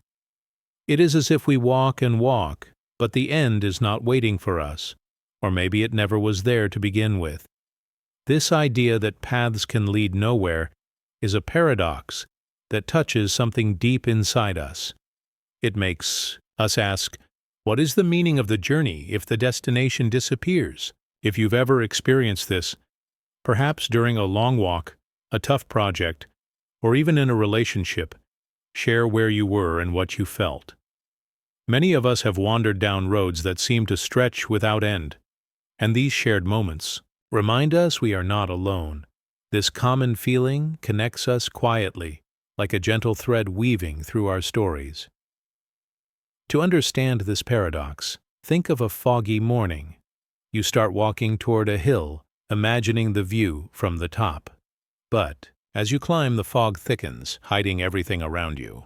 The path is there, but the goal disappears into mist. You keep moving, unsure if you'll ever reach what you hoped for. Sometimes that's what life feels like, a road without a clear ending, or picture preparing for an exam you have studied hard for. The questions seem clear at first, but then the answers shift. The test changes, or your confidence fades. You realize that the goal, passing or perfect understanding, feels like it's moving away, no matter how fast you run toward it. This experience can feel like walking on a path that leads nowhere, where the destination always stays just out of reach. In relationships, this can happen too. You may invest time and care into someone, expecting a certain future, but the relationship changes course or fades. The path you thought you were on no longer leads to the place you dreamed of. This can feel like a journey that circles back on itself or ends in an unexpected way, leaving you with questions and new understanding. This paradox invites us to think about larger themes. It touches on our beliefs about life and progress. We often think of success and happiness as destinations to reach, but maybe life is more about the journey itself. What if the meaning is not found at the end, but in the walking, the learning, and the growing? Paths that lead nowhere challenge our usual ideas and open space for new ways of seeing. Language struggles to describe this feeling because we are trained to think in goals and results. When paths lead nowhere, words like success, failure, or achievement lose their usual meaning. We are asked to embrace uncertainty, to accept not knowing where the road will take us. This is a quiet kind of wisdom that feels both difficult and freeing. In terms of mental health, this paradox is familiar. Sometimes people feel stuck, like they are on a path that goes in circles or disappears entirely. It can create anxiety or sadness, but it can also be a chance to pause, breathe, and find peace in the moment without rushing toward a goal. Accepting a path that leads nowhere can become a way to heal and grow. Even in technology and artificial intelligence, this idea appears. Machines are programmed to find solutions and reach targets. But sometimes, the data or the process leads to dead ends or unexpected loops. These paths to nowhere teach us about limits and the complexity of decision-making, reminding us that not every journey has a clear finish line. So what can we learn from paths that lead nowhere? Maybe it is this: life is not always about arriving. Sometimes it is about wandering, exploring, and accepting that the journey itself has value. Sometimes the destination is inside us, in the lessons we learn and the moments we live. Next, time you feel lost or like your path is unclear, take a deep breath. Imagine the road as a gentle river flowing without a fixed endpoint. Let this thought bring calm and patience. If this reflection touched you, please share your own experiences in the comments below. And if you enjoy exploring these peaceful mysteries with me, don't forget to like and subscribe. We will continue walking this quiet path together. Silence speaks volumes. Have you ever been in a room full of people, yet felt the loudest sounds come from the moments when no one spoke? It's strange to think about, but silence can say more than words ever could. This quiet presence holds power. It carries feelings, meanings, and thoughts without a single sound. It is a language all its own, one that many of us know well, but rarely stop to notice. Silence speaks volumes, even when we don't realize it. If you've ever felt this yourself, maybe in a calm evening at home, or during a quiet pause with a friend, I invite you to share where you were and what silence felt like for you. Moments like these create a connection, reminding us of the invisible threads that bind us all through shared stillness. Think about a simple moment, a quiet snowfall outside your window. The world softens, and the usual noise fades away. In that silence, you might feel a deep calm or even a sense of wonder. The silence isn't empty. It is full of meaning. It tells a story of peace, of nature resting, of time slowing down. This is a clear example of how silence can carry more than sound ever could. Or imagine waiting for exam results. The room is silent, and the tension feels thick. No words are spoken, but the silence communicates fear, hope, and uncertainty. In that quiet, you hear the unspoken feelings of everyone around you. Silence becomes a voice, loud and clear, even without noise. In relationships, silence can be both comforting and challenging. Sometimes a shared silence between two people can mean deep understanding and connection. No need for words, just being present together. Other times, silence may hold tension or distance, revealing feelings left unspoken. It reminds us that silence is not just absence of sound, but a presence filled with emotion and meaning. This paradox of silence leads us to bigger ideas about belief and language. We often think words are the only way to communicate truth, but silence suggests otherwise. Sometimes what is not said carries the deepest truths. It invites us to listen in new ways, to sense rather than hear, to feel rather than speak. This challenges how we understand communication and connection. From a mental health perspective, silence is also important. In our busy lives, silence can be rare and uncomfortable, but it offers space to rest, to reflect, to heal. It is in silence that many find clarity and calm. Learning to embrace silence rather than fear, it can open doors to self-awareness and peace. Even in artificial intelligence, silence has a place. Machines process signals and data, but silence, the absence of input, can be just as meaningful. It can signal pause, waiting, or unknown. This reminds us that silence is a fundamental part of all communication, human or machine. So, what does it mean to truly listen to silence? Maybe it is to be present without rushing to fill the space with words, to notice what is felt beneath the quiet, to understand that silence is not empty, but full of stories waiting to be heard. Next time you find yourself in silence, try to welcome it with open eyes and heart. Let it speak to you softly. If this reflection brought calm or curiosity, please share your own experiences in the comments below. And if you enjoy exploring these quiet mysteries together, don't forget to like and subscribe. we will continue this gentle journey into silence, finding meaning in the quiet moments we often overlook. Invisible chains bind. Have you ever felt trapped, but not by anything you could see or touch? It's a strange feeling, being held back by something invisible, something you cannot quite name. These invisible chains can limit us in ways we don't always notice. They hold us quietly, without noise or clatter, yet their grip can feel just as strong as any physical barrier. This invisible binding is something many people experience, yet few talk about openly. It's a paradox that invites us to look deeper into what really limits our freedom. If this idea of invisible chains resonates with you, I'd love to know where you felt this quiet restraint. Maybe at work, in your relationships, or even in your own thoughts. Sharing these moments helps us build a community where we understand that feeling trapped is more common than we think, even if it is unseen. Imagine the weather on a calm day. The sky is clear, the air is still, and yet sometimes you might feel stuck inside, unable to move or act freely. It's as if something unseen is holding you down. This feeling is not caused by wind or rain, but by the invisible chains of hesitation, fear, or doubt. Even though the world looks open, your mind feels locked, or think about studying for exams. You sit with your books open, but your thoughts wander. You want to focus, but something pulls you away. Maybe worry about failure or past mistakes. These feelings are like invisible chains, tying your mind and keeping you from doing your best.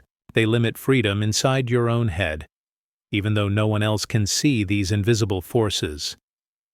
In relationships, invisible chains often appear as expectations. Sometimes we feel the pressure to behave in certain ways or meet others' hopes. These expectations are not physical, but they can feel heavy and binding. They can stop us from being ourselves or making choices freely. It's a silent weight that can shape how we live without ever showing on the surface. This idea of invisible chains leads us to deeper themes about belief and language. Often these chains come from what we believe about ourselves and the world. Our thoughts and words create patterns that can either free us or hold us back. The paradox is that the chains are made by our own minds, yet they feel like something outside of us. Understanding this can change how we see freedom and control. From a mental health view, these invisible chains can be very real. Anxiety, depression, and stress often feel like unseen forces limiting our actions and joy. They quietly pull us down, making even simple tasks hard to start or finish. Recognizing these chains is the first step toward breaking free, but it can take time and gentle care. Even in artificial intelligence, there is a concept of limits set by unseen rules. AI follows codes and algorithms which are invisible but strict boundaries. These invisible chains define what AI can do and what it cannot. It's a reminder that freedom, whether for humans or machines, often comes with limits, sometimes hidden, sometimes clear. What does it mean to live with invisible chains? Perhaps it means learning to see the forces holding us back, naming them softly, and understanding their origin. It means knowing that feeling trapped doesn't always come from outside but can grow inside our own minds. And it means practicing kindness toward ourselves as we try to loosen these bonds. Next time you feel held back, try to notice if invisible chains are at play. Reflect on where they come from and what they ask of you. If this idea touched you or made you curious, please share your story below. Your experience might help someone else feel less alone. And if you want to explore more hidden paradoxes with me, please like and subscribe. Together, we can gently uncover the invisible and find ways to move toward freedom, one small step at a time. Faces without features. Have you ever looked at someone and felt that familiar spark of recognition before their face even came into focus? Perhaps it was in a crowd, on a busy street, or even in a dream, where the person's features were soft or absent, and yet you knew them, somehow just the same. If you've experienced something like this, where a face felt both familiar and strangely unformed, tell me where it happened and how it felt in the comments below. And if you find comfort in these quiet explorations, please consider liking and subscribing so we can share more gentle mysteries together. In the ancient text, there is a curious description of beings without faces: no eyes, no nose, no mouth to shape emotion or intent. Imagine meeting someone who stood before you, fully present, and yet whose face was smooth, featureless. You would feel a mix of wonder and unease. On one hand, you might sense that this being could be anyone, past friend or future stranger, because there is nothing specific to pin down. On the other hand, you might feel lost, unable to connect, because we rely so much on the details of a face to know another's heart. Think for a moment of a common experience. Walking outside on a foggy morning. The world around you appears soft. Trees, houses, passers-by emerge slowly from the mist. Their shapes are there, but their details are hidden. You might recognize the outline of a familiar path or the distant silhouette of a building, but faces are blurred. Yet somehow you know that beyond the fog, lives continue with their own stories. The fog does not erase their existence. It only masks their features. In the same way, a face without features challenges identity norms. It asks us, who is the person beneath what we see? Without eyes to meet, without a mouth to speak, what remains of a person's essence? Or consider a student taking an important exam. The paper lies before them, full of questions, but for a moment they blank out. Their own face in the reflection of the window looks strange, familiar, yet distant. In that silence they sense the fear and hope that swirl inside. The absence of a clear reflection, just the blur of their own expression, reminds them that a face is not only skin and bone.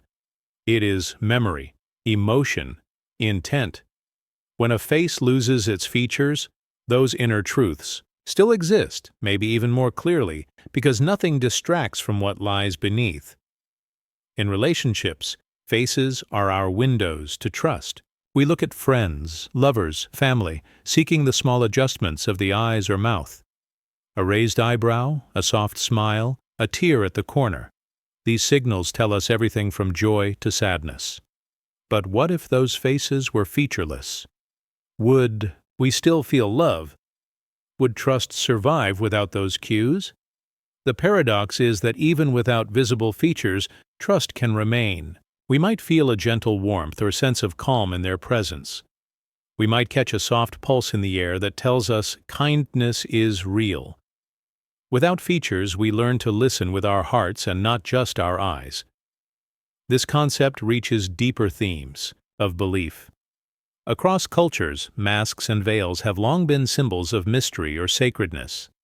When priests in some ancient ceremonies covered their faces, they were both hiding and revealing. The hidden face suggested that the divine could not be fully known or shown. The veil invited worshippers to believe in more than what they saw.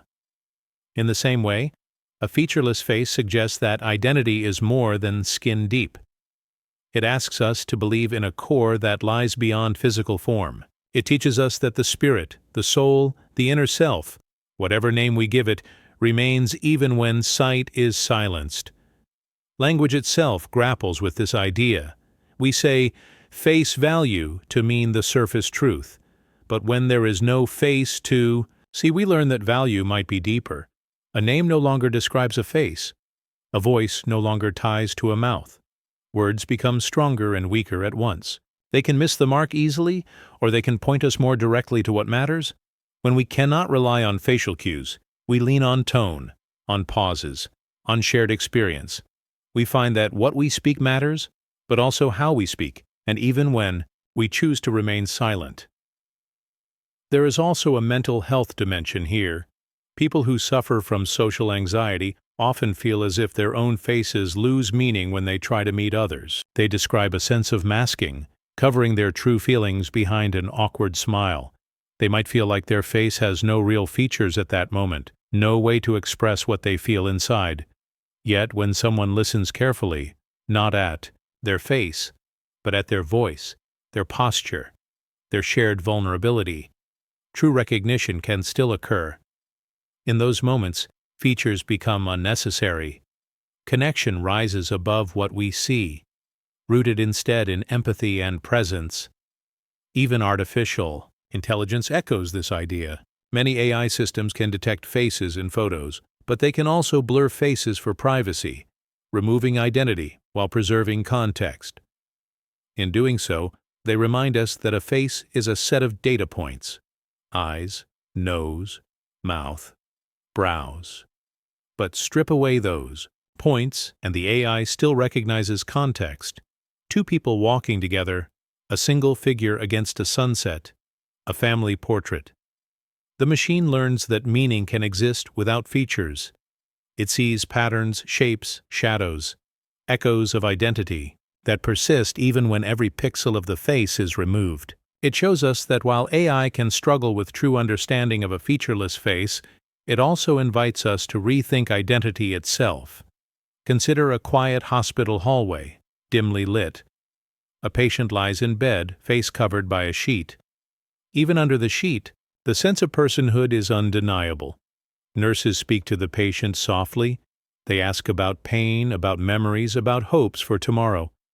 That face need not be visible to know that someone rests there, hoping for care and calm. The absence of features does not erase the life beneath. It highlights that even when we cannot see the details, empathy does not vanish. Another example, picture a rehearsal for a play. Actors stand on stage with masks over their faces. These masks might be smooth, without painted details. And yet, the actors convey emotion through posture, through movement, through tone. The audience feels the mood, joy, sorrow, conflict, without a single facial muscle on display. In this way, faces without features become a creative choice, encouraging both actor and audience to sense deeper truths beyond looks. It teaches us that expression is not only in the face but in every shift of breath and every step on the stage. In our daily lives, we might rarely meet someone who literally has no facial features, but we all meet people whose features we cannot fully read through a frosted window, on a dim street, or behind a screen. When we talk on the phone, we might close our eyes and imagine their face, but our voice is all we have. In those moments, the tone, the pauses, the unspoken care become our guide. We learn that connection can flourish when we let go of seeing and start listening more deeply. So, what can we learn from faces without features? We learn that identity is more than what we see. We learn to pay attention to tone, to presence, to energy. We learn that trust and empathy can thrive even when the usual landmarks are gone. We learn that a face is not just eyes, nose, and mouth.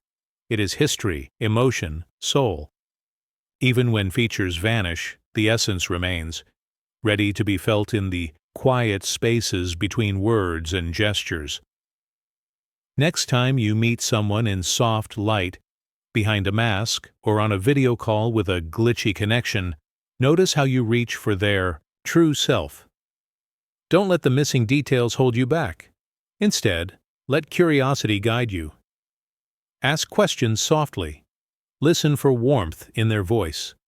Watch how their posture shifts when they speak of something dear. Let their identity become a living presence, not just a set of features on a screen. Thank you for sharing this quiet moment of reflection. If you've ever felt the presence of someone whose features were hidden, maybe by distance, by choice, or by circumstance, please share your experience below. And if you'd like to continue exploring these gentle, thought-provoking ideas, consider subscribing and joining this calm journey. We'll be here, gently uncovering the essence of what makes us human, even when faces fade into mystery. Questions answer themselves. Have you ever asked something out loud and felt, just a moment later, that the answer was already there, waiting for you to notice? It might have been a simple question, like, "Why am I so tired today?" And suddenly, you remember you stayed up too late. Or during a test, you wonder, "What am I missing?" And the solution appears in your mind before you even look at your notes. If you've ever experienced this, when a question seems to already carry its own answer, share where you were or what it felt like in the comments below. You'll find you're not alone in sensing that some questions are really just quiet clues to truths we already know. In the ancient script, there are lines that read almost like riddles. One says, "Ask without speaking, and know without hearing." Another passage quietly notes, The mind that wonders will find its own path. In other words, the very act of asking carries the seed of the reply. This paradox can feel mysterious. How can a question hold an answer before we search for it? Yet, in everyday life, we see small echoes of this all the time. Imagine the weather on a summer morning. You wake and ask yourself, should I bring an umbrella today? Even before you check the forecast, you feel the air on your skin or notice a drop of dew on the windowsill. Your senses answer your question without needing a voice. Yes, rain is near. The question pointed you toward awareness, and the subtle signs around you provided the answer. In this way, the environment and your mind work together as question and response, or picture sitting at your desk before an important exam. You stare at the paper and silently ask, what formula do I need for this problem? You close your eyes for a moment and suddenly you recall the formula you practiced late at night. The question unlocked the memory that was quietly resting in your mind. You didn't speak aloud, and you didn't search through every page of your notes. The question itself guided you to the answer you already held inside. In relationships, this idea often appears too. Think about a friend who seems distant. You might find yourself asking without speaking, what's on their mind? Then you recall a detail. They had been stressed about family, or they mentioned a tough day at work. Your question brings you back to what they said, and suddenly you understand. The question itself directed you to listen to the quieter clues. Again, the very act of asking pointed you toward an answer that was there all along. When we consider these examples, we see that questions and answers aren't always separate steps. Sometimes they are woven together. The script calls this a path of thought and knowing, suggesting that when we truly wonder, our minds are already searching for the reply. This challenges how we normally think. We plan to ask first, then wait to hear the response. But in this ancient view, asking is part of receiving. The mind, ready to learn, holds both the question and its answer. This paradox touches deeper themes of belief and language. We often believe that language is a one-way street. We speak or think a question, and then we get an answer. But what if language is more circular? When we ask, "Am I enough?" we might already feel the answer in our heart. That quiet feeling of worthiness might rise up, not because someone else said it, but because the question opens a space for self-acceptance. This shows how our beliefs and our questions shape each other, and sometimes answers appear from within rather than from outside. In the realm of mental health, this concept can be both comforting and challenging. Many of us ask ourselves hard questions. Why do I feel anxious? Or how do I heal from this pain? Sometimes we expect a clear, spoken reply from a therapist, a friend, or a book. Yet the quiet self-reflection that happens in solitude can guide us toward answers we already hold. While professional help is vital for many issues, noticing how our own minds can answer certain questions reminds us that we carry resilience inside. The question opens the door, and a soft insight walks through. Even in the world of artificial intelligence, this paradox shows up. We might ask a smart assistant, "What is my schedule today?" The AI responds by reading our calendar. But sometimes a predictive system suggests an appointment or a reminder before we even ask. It notices a pattern in our behavior and gently places the suggestion before our question is formed. In that way, the machine's design makes it feel as if our question was already answered. It's a small echo of the same mystery. Sometimes the anticipation of a question brings its reply. Because of this, our questions often do more than point outward. They point inward. When we ask, "What do I truly want?" we invite a process of reflection. Even if we don't get a complete answer immediately, the simple act of asking moves us closer to clarity.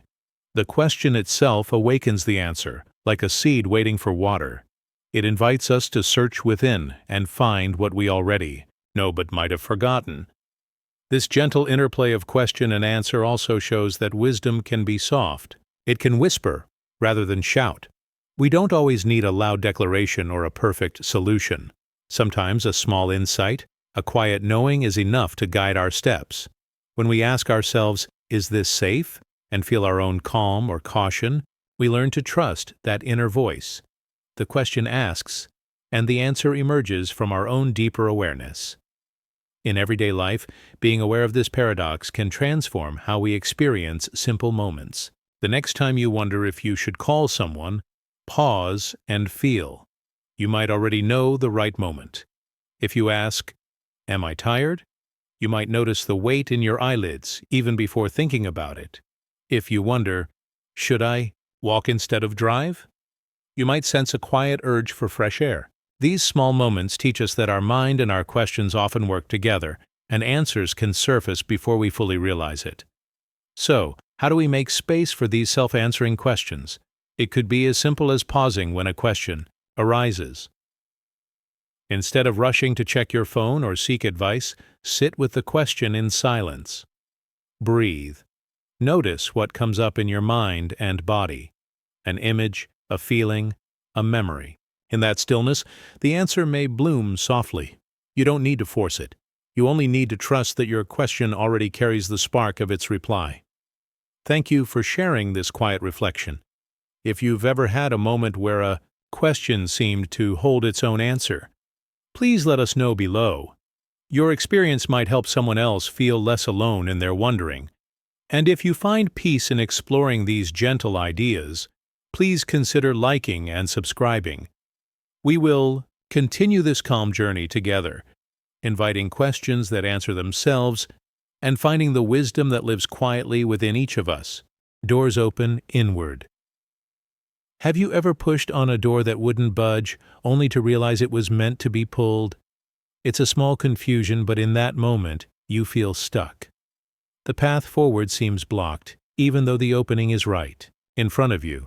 This simple mismatch between effort and outcome captures a deeper truth. Sometimes the doors we need to open are not in the world around us, but inside our own minds. If you've ever felt stuck in life, like every option seemed closed, share in the comments where you were and what helped you move forward. Together, we can learn from these quiet moments. When we stop trying to force our way, we discover that understanding comes from within. Imagine a student sitting at a desk, preparing for a big exam. The notes lie open, but the words swim on the page. They try reading more, underlining more, asking others for explanations, yet the meaning remains elusive. It feels like standing before a locked door, trying every key from the outside. Then, in a moment of calm, the student closes their eyes and takes a slow breath. Instead of pushing harder, they look inward.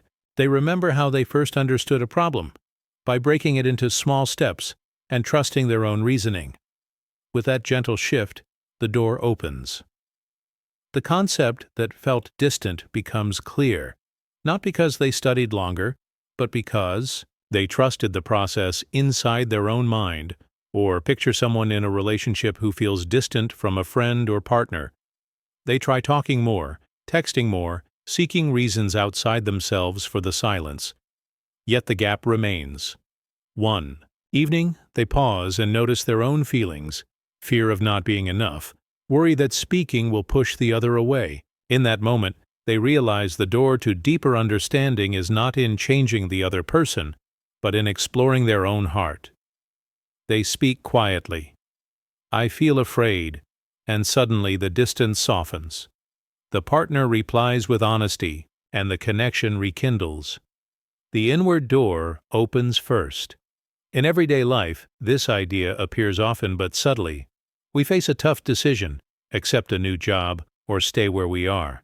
We look at salary, commute, reputation, yet the real answer might lie deeper. What do we truly value? What gives us peace? When we pause and listen to that inner voice, the path becomes clearer. The outward choices were many, but the most honest answer lived within our thoughts and feelings.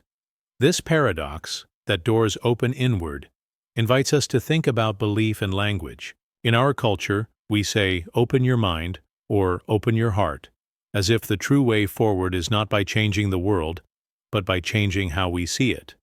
When we open inwardly, we change our questions. Instead of asking, "How can I fix this?" we ask, "What is my part in this?" The shift in language from outside to inside leads to a shift in understanding, showing us that sometimes the only lock is in our own assumptions. Even in mental health, this metaphor holds power. When someone feels trapped by anxiety or depression, they often try to change their circumstances. They look for new activities, new friends, new routines. Yet the sense of stuckness remains.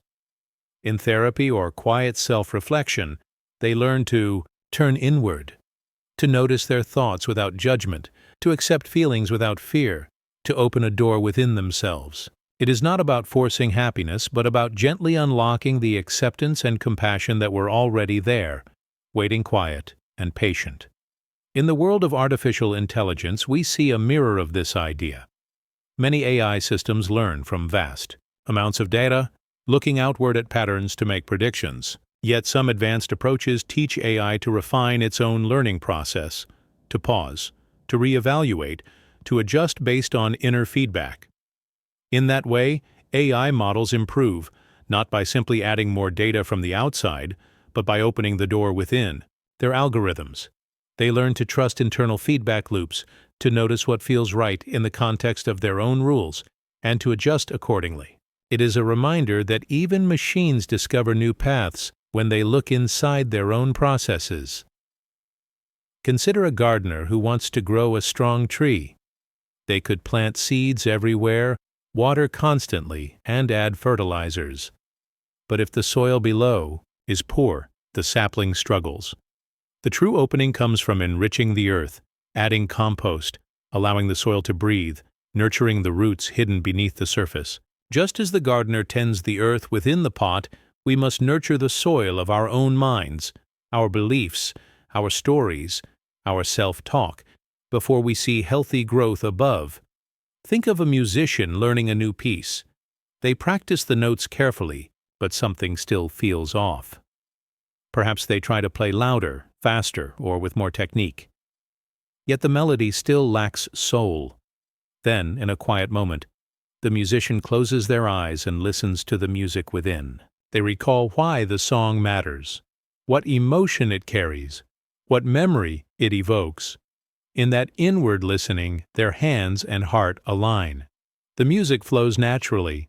The performance blossoms not because of extra hours of practice alone, but because the door inside opened to meaning and feeling. And so, when life feels like a maze of locked doors, we are reminded that the key often lies not in pushing harder on the edges, but in pausing, breathing, and turning inward. It can feel counterintuitive, like trying to open a pull door by pulling deeper rather than pushing. But once we shift, we see that the way forward has been there all along. Thank you for staying with this quiet reflection. If this idea spoke to you, or reminded you of a time when you found your own inner key, please share your experience in the comments.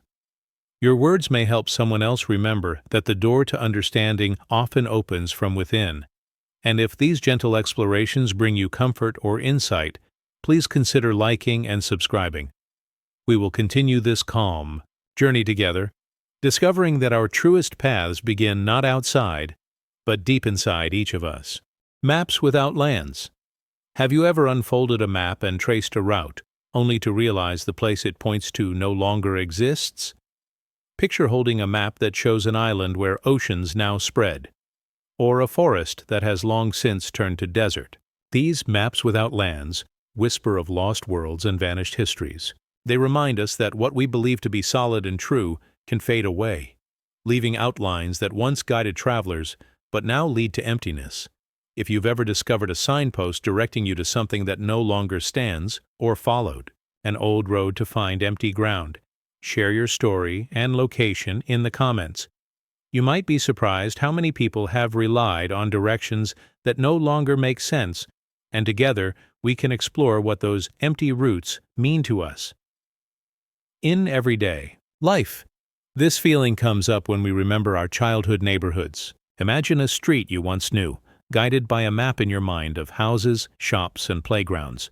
You return after years, only to see new buildings rising where familiar trees once stood. Your mental map still holds the old landmarks, but the land has changed. The childhood home you loved might be gone, and the park where you played now hosts a parking lot. That map, so real to you, no longer corresponds to the present land. The experience can sting with nostalgia and a strange sense of loss, but it also reminds you how journeys are always tied to time and change. Or think about a student preparing for an important test. They open their notes, which feel like a map, of formulas and facts they need to learn. But sometimes, the exam asks questions that weren't in the guide. The student follows their mental map, calculations they practiced, and yet the problem leads them nowhere. It's as if the map no longer matches the territory. The lesson here is that knowledge can shift. What was once reliable can become outdated. In this simple example, the exam is the land, the notes are the map, and discovering that they don't align teaches us to stay curious and adapt. In relationships, we often build maps of each other's hearts and habits. We think, when I say X, they will respond with Y. But people change. Over time, those inner maps can become maps without lands. We expect a friend to react a certain way, only to find they have grown, learned, or healed.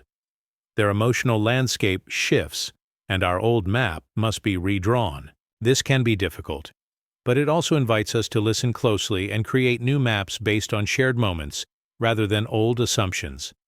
These maps without lands also point to deeper themes about belief.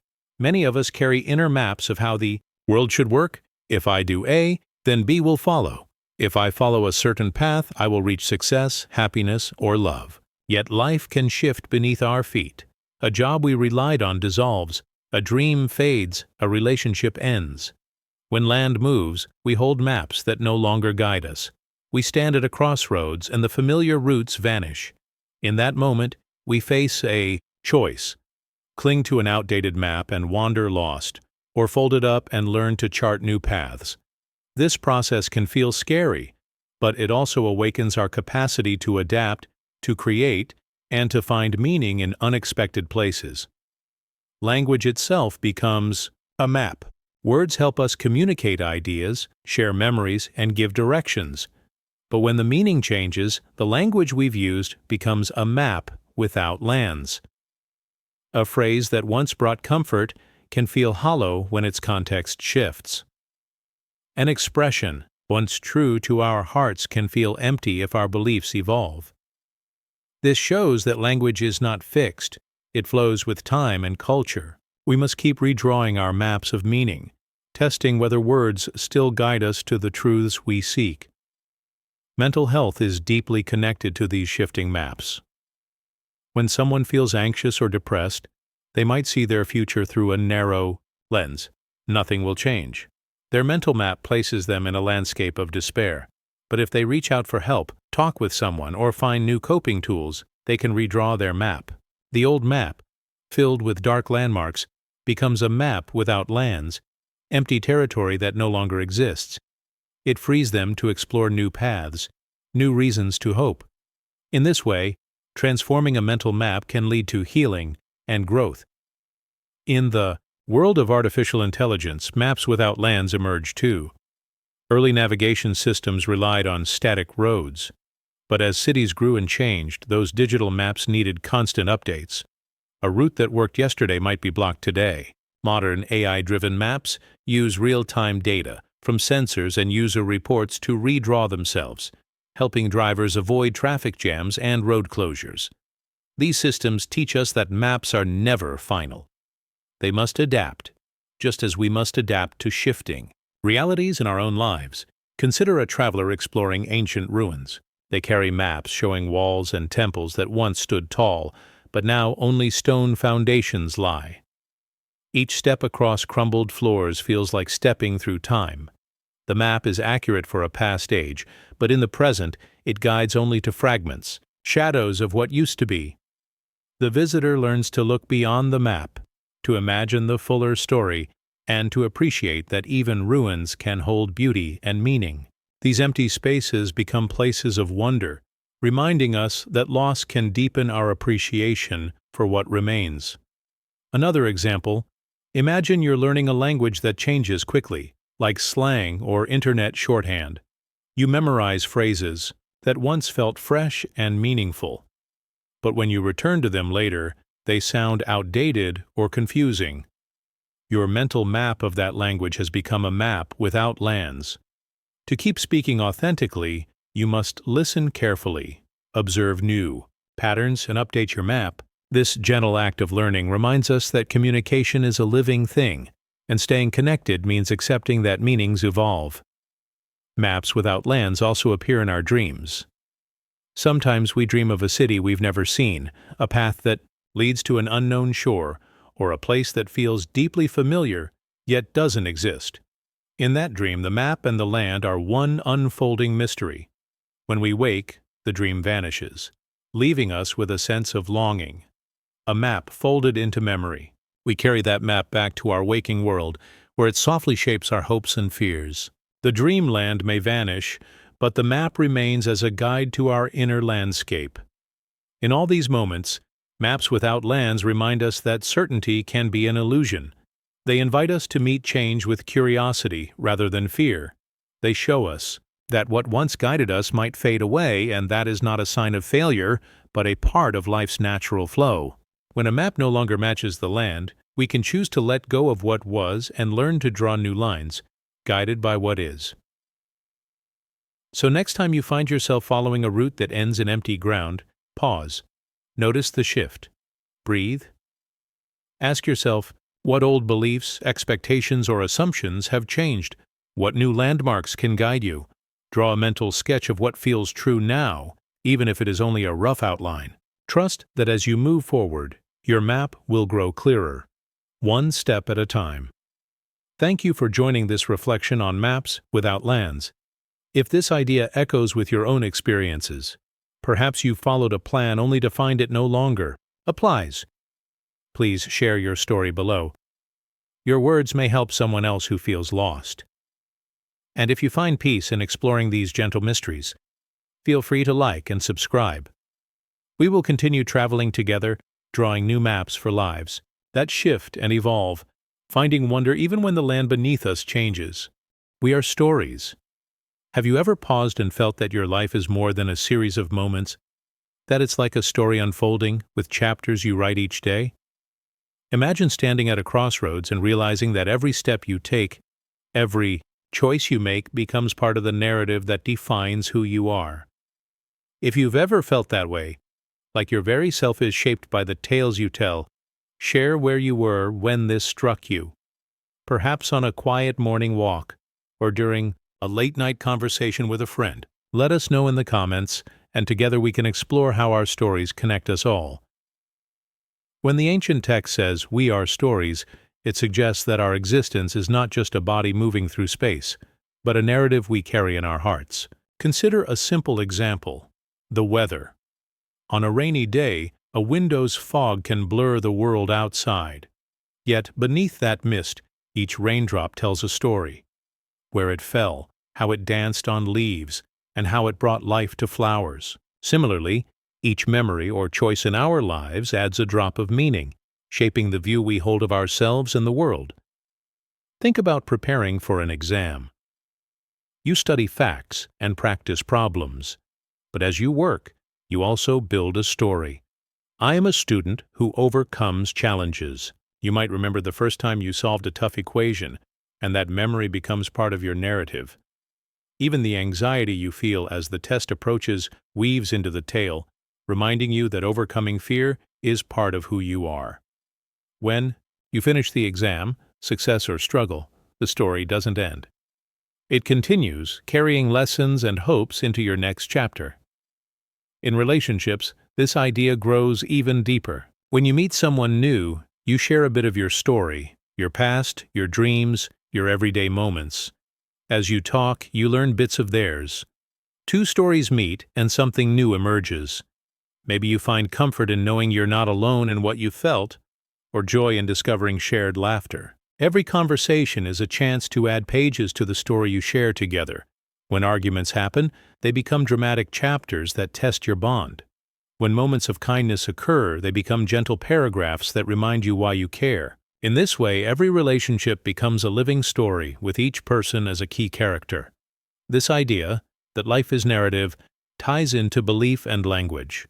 We use words to describe ourselves: mother, friend, artist, dreamer. Those words are part of our story. They guide how we see ourselves and how others see us. When someone says, "I am shy," they write themselves into a story where silence is familiar.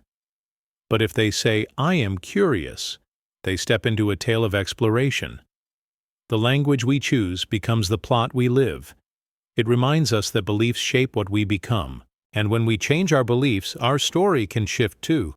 Our mental health is also shaped by the narratives we carry.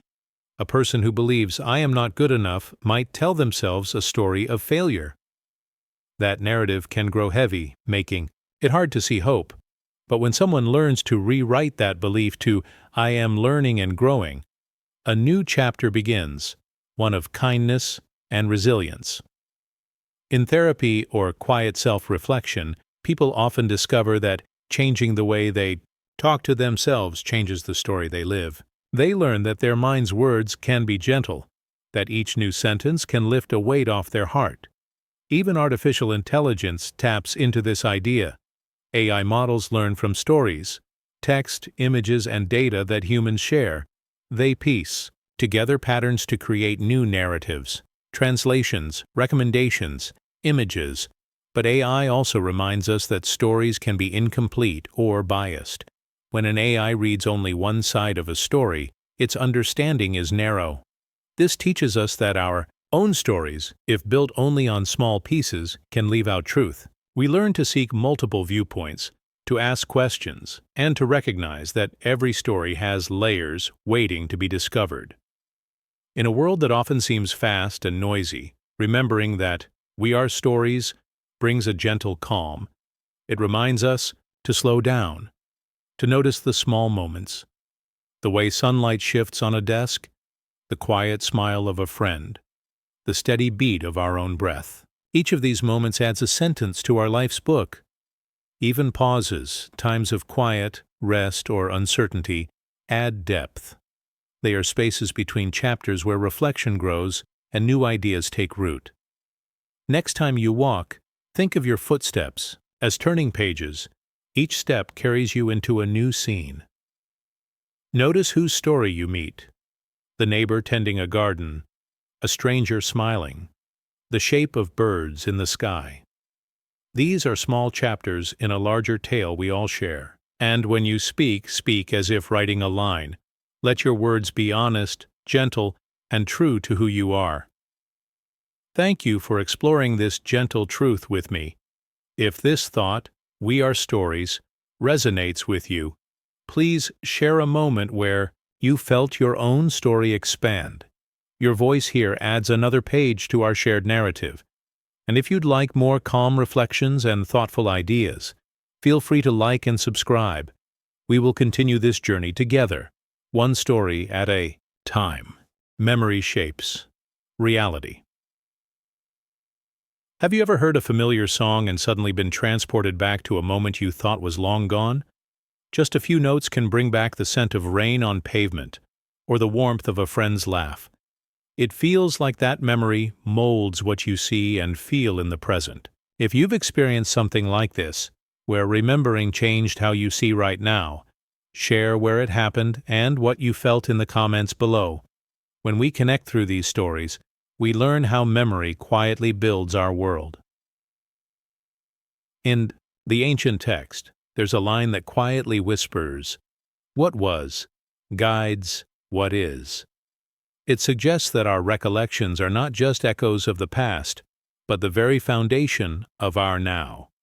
Think about waking up on a cloudy morning. You remember a time when gray skies felt gloomy, so you feel a slight heaviness before you even sit up.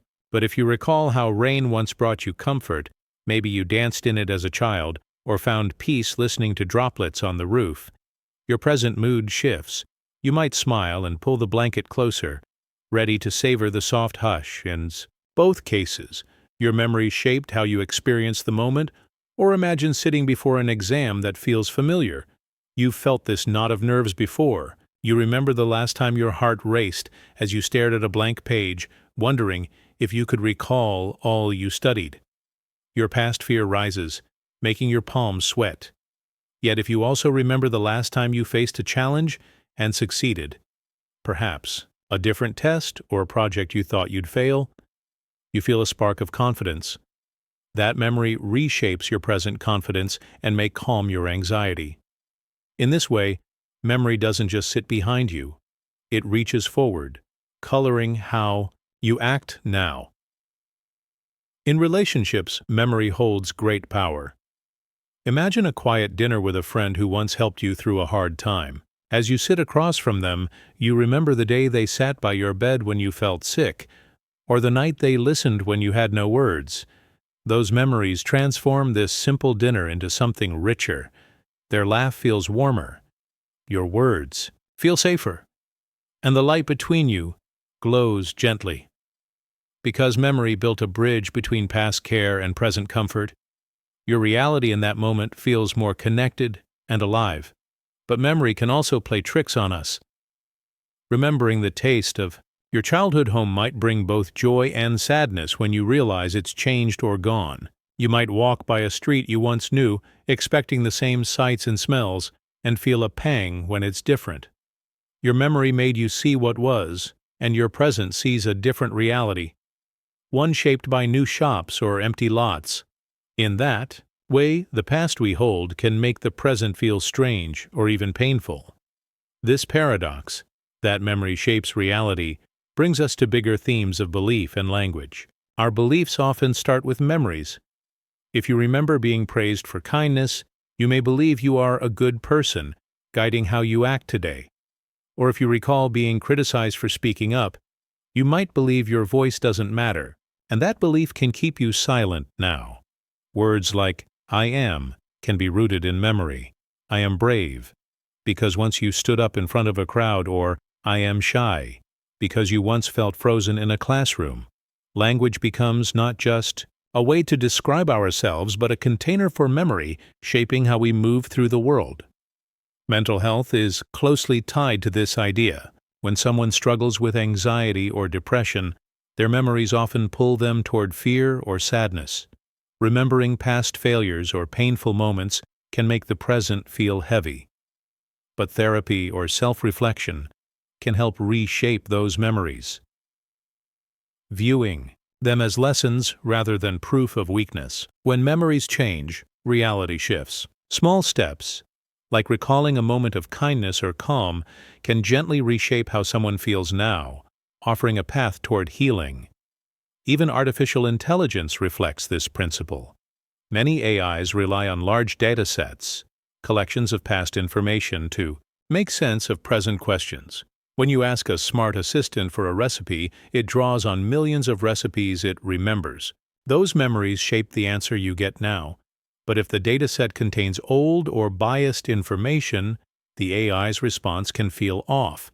It shows how crucial it is to choose which memories, or data, we allow to guide our present, whether in our minds or in machines.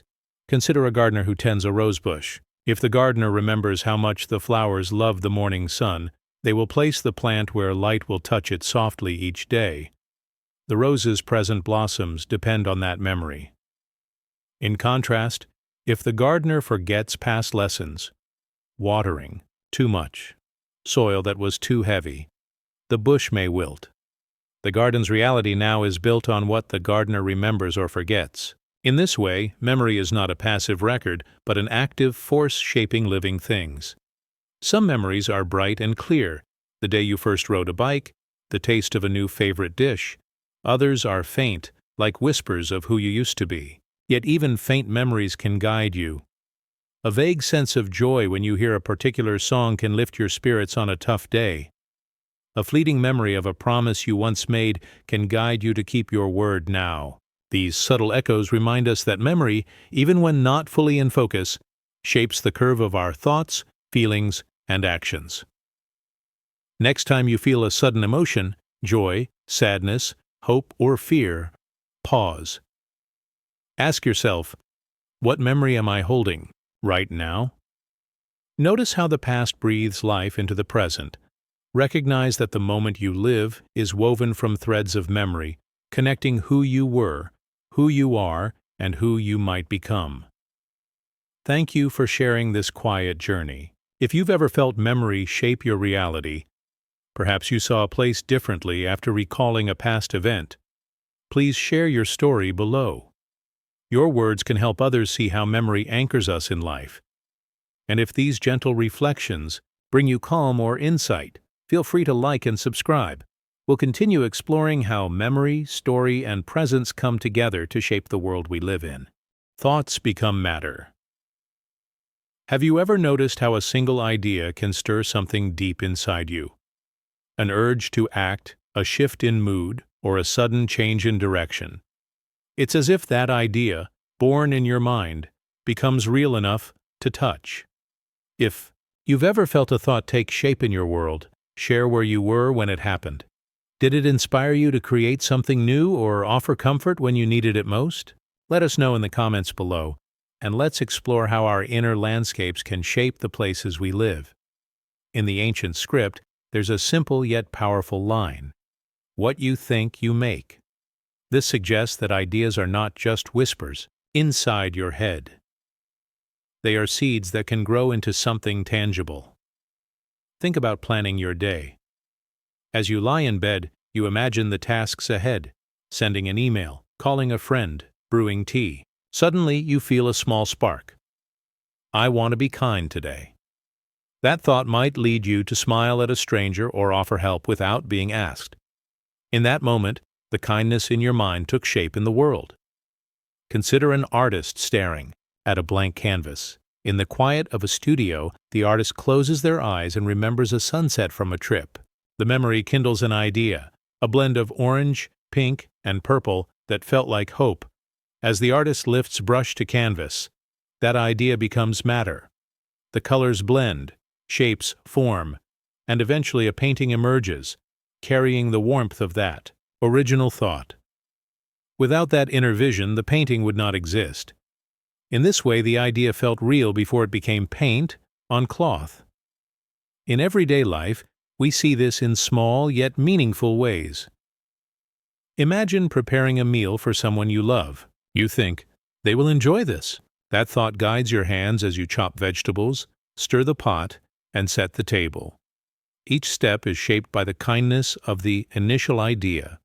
When your friend tastes the dish and smiles, you witness how the thought became matter, a meal that nourished both body and heart. Or picture a student feeling nervous about a test. They decide to think, I can do this. That simple shift in thought changes their posture. They sit taller, breathe more steadily, and recall study notes with greater clarity.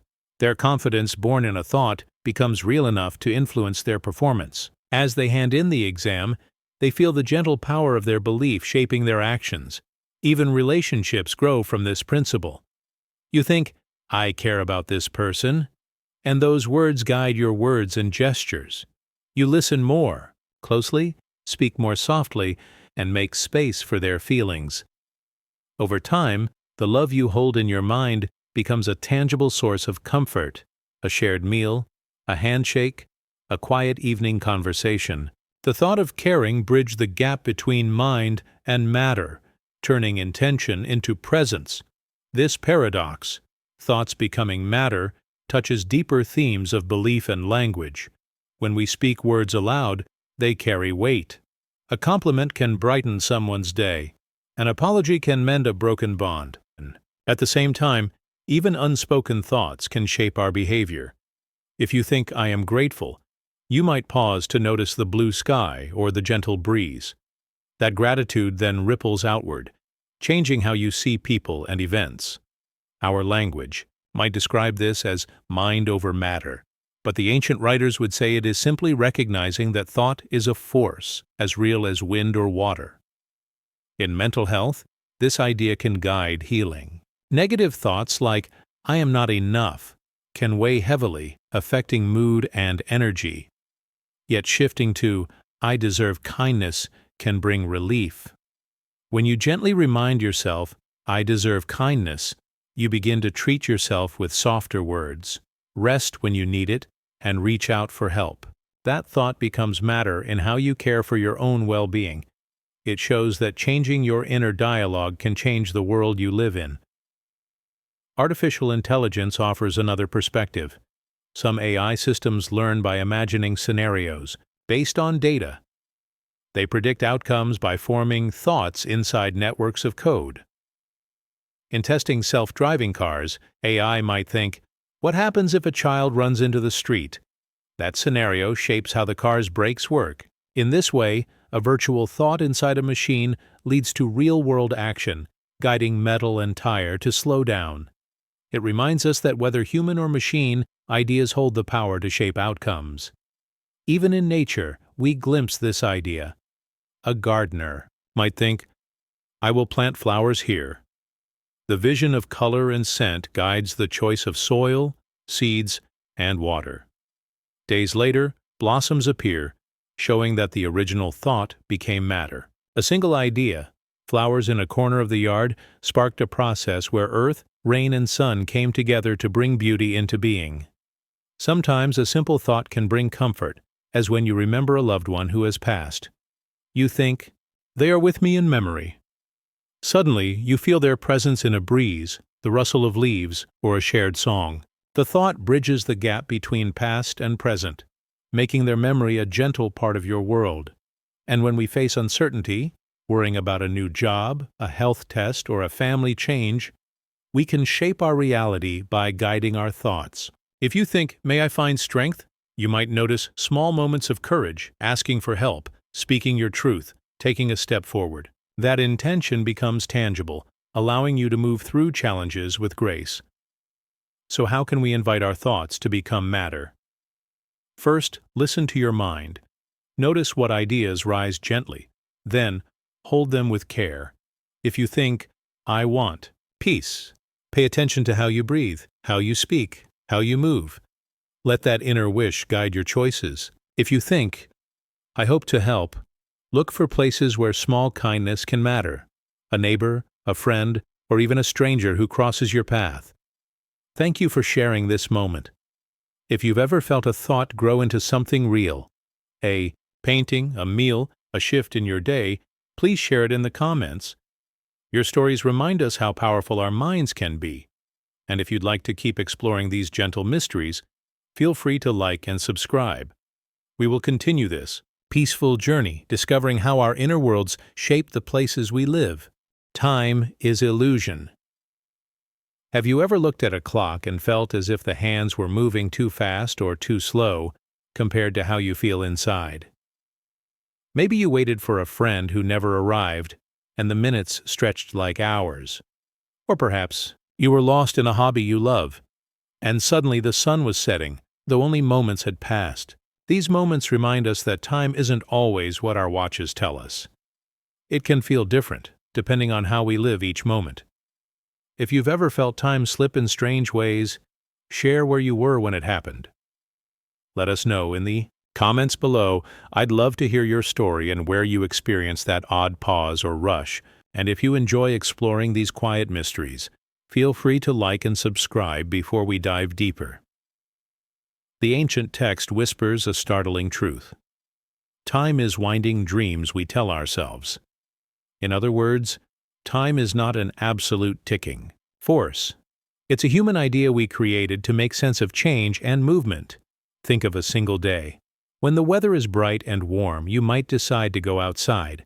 You step into sunshine, and suddenly 2 hours have passed without notice. Then later, you sit in a waiting room, watching raindrops slide down a window, and 30 minutes feel like eternity. The same minutes, but felt so differently. It's a simple example of how our mind shapes time. Now imagine a student preparing for an exam. They study late into the night, feeling each minute as if it were dragging. The longer they stare at those notes, the slower the clock seems to move. Then in the morning, fresh and ready, they practice a problem and find the quick solution they thought impossible. In that moment, time feels swift. 40 minutes of exam time fly by, and they look up to see the paper half done. Their mind shifted how time passed. It shows us that when we focus on challenge or excitement, time warps. Sometimes we say time flies. Other times, it crawls. All because time lives in our experience, not just on the clock. In relationships, time's illusion can be both gentle and painful. Think of sitting across from someone you love, sharing stories late into the night.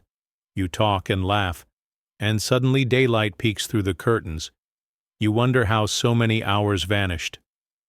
Then, when you miss someone dear, you count the days since you last saw them, and each day feels heavier, as if the calendar itself moves in slow motion. These simple experiences show how time bends around our emotions. It does not flow in a straight line for each of us. Instead, it wraps itself around moments we cherish or dread. This idea touches a wider theme about how we believe in time and what it means. We mark our lives with clocks and calendars, believing in schedules and deadlines. Yet, inside each of us, time is not fixed. It is a river we navigate with our thoughts, feelings, and memories. When we remember a happy event, it can feel as if it happened yesterday, even if it was years ago. Memories warm us in the present, blurring the line between past and now. In this way, time is more than just before and after. Time is the story our mind tells, weaving past, present, and future into one flowing tapestry. The very words we use, later, soon, just wait, it's time, reveal how deeply we depend on time as a concept. Yet these words also show how flexible time is. When someone says, "I'll see you later," what does that mean exactly? In an hour? Tomorrow? Next week? It depends on how both people feel and what they agree upon. Time becomes a shared understanding, not a strict rule. In this sense, time itself is language, a way we agree to meet in moments that feel real. When life feels overwhelming, work deadlines, bills, endless chores, we often say, "I don't have time." But if we pause and notice, we realize that time is not gone.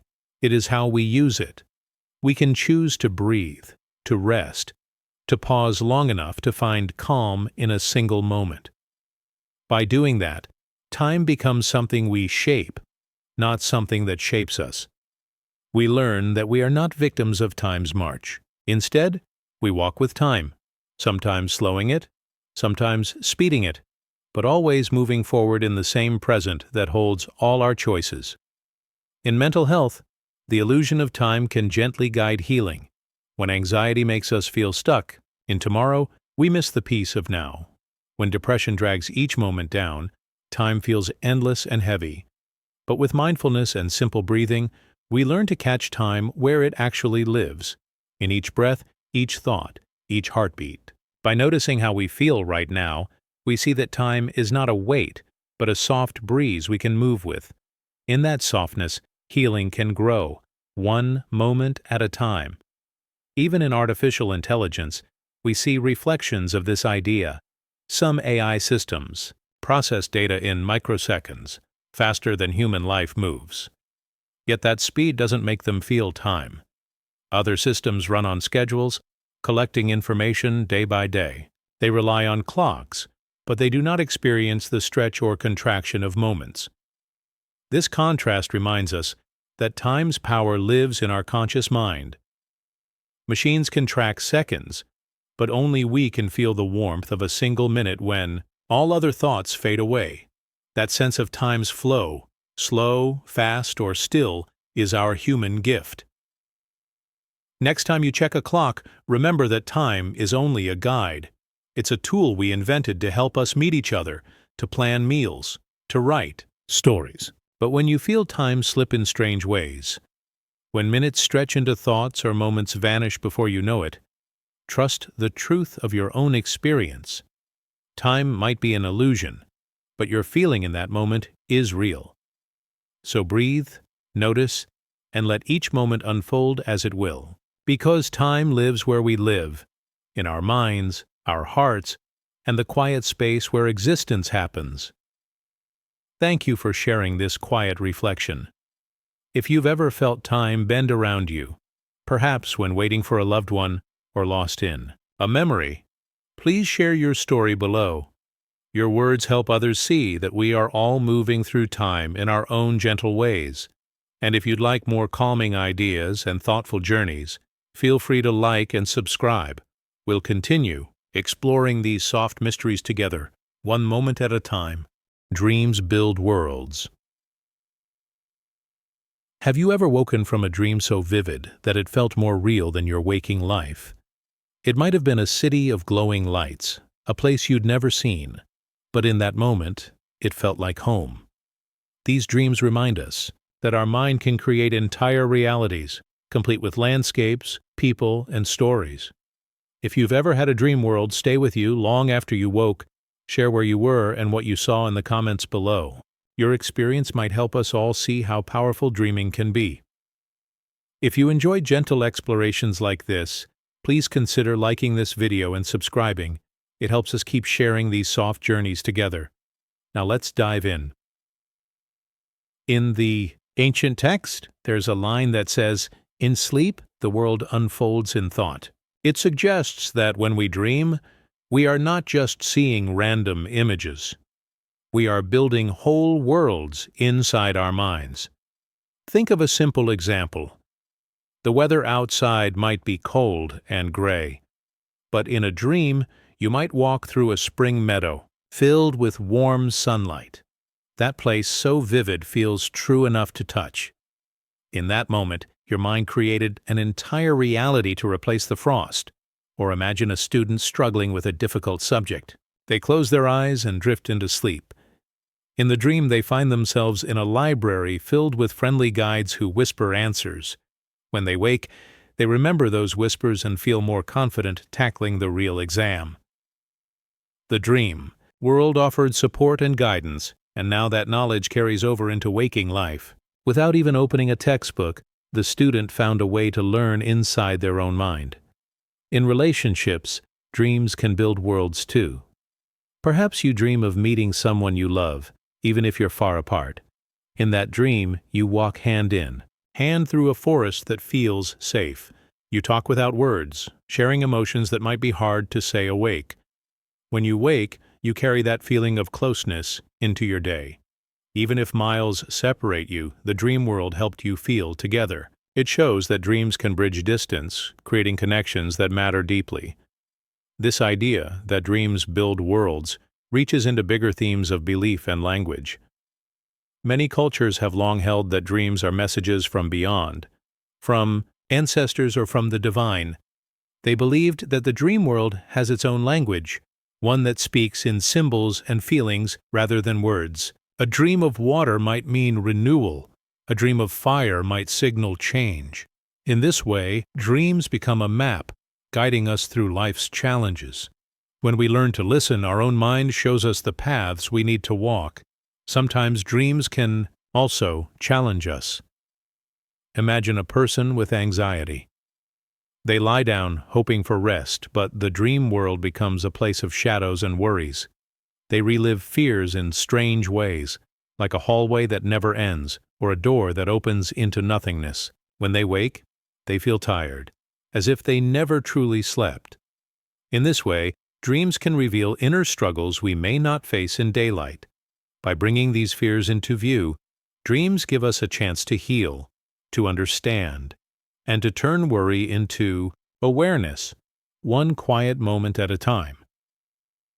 In modern times, even artificial intelligence touches on this idea. Some researchers attempt to build machines that can dream. They train AI on patterns and then let it generate new images or ideas without direct input from humans. In a sense, the AI is building its own dream world, guided by what it has learned. When we see those generated images, strange landscapes or surreal faces, we glimpse how machines might create their own realities. It reminds us that building worlds is not just a human trait, but something that any system with imagination can attempt. Parents often see dreams build worlds in their children. A small child drifts off clutching a toy. In sleep, they might travel under the ocean, speak with talking whales, or explore a mountain made of candy. When they wake, they share the story with glowing eyes. In that moment, the child's dream world becomes real to us as well.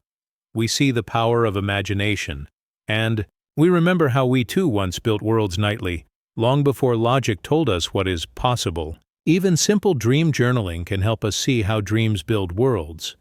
You might keep a notebook by your bed. Each morning, you write down a fragment. I flew over a desert of blue sand. Or, I met my grandmother in a field of flowers. Over time, you discover patterns, colors that appear, feelings that return, symbols that repeat. Your journal becomes a map of the world inside your mind, showing you how your dreams create landscapes of emotion and thought. That map can guide you in waking life, helping you understand yourself more clearly. In quiet moments before sleep, you can invite dreams to build worlds that serve you.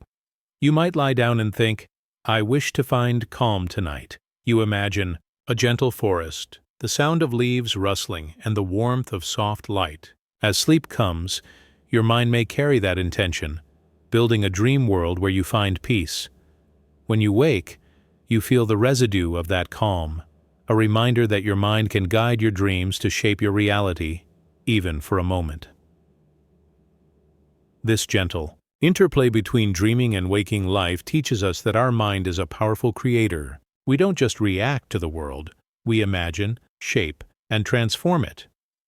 When we sleep, we step into a workshop of the soul, where dreams build worlds we can explore.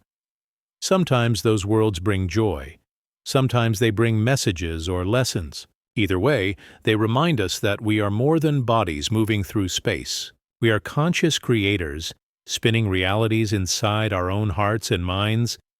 Thank you for sharing this quiet space with me.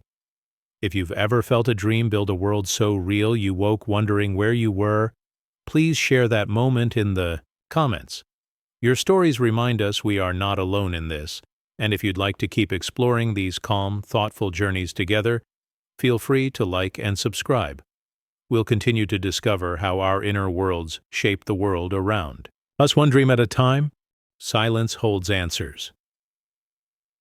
Have you ever sat alone in a quiet room and felt something shift inside you?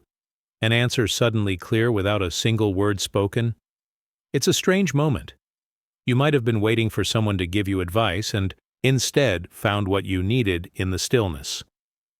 If you've ever experienced this, felt that inner nudge when all else was silent, please share where you were and what you felt in the comments below. When we talk about moments of quiet insight, we build a calm community that reminds us of how powerful silence can be.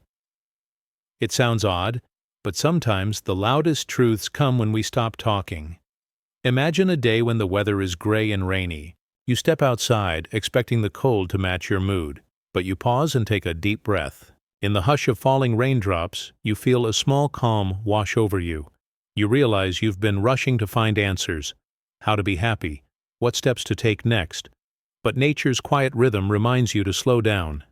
In that moment, the rain itself spoke a message, that peace often waits in stillness.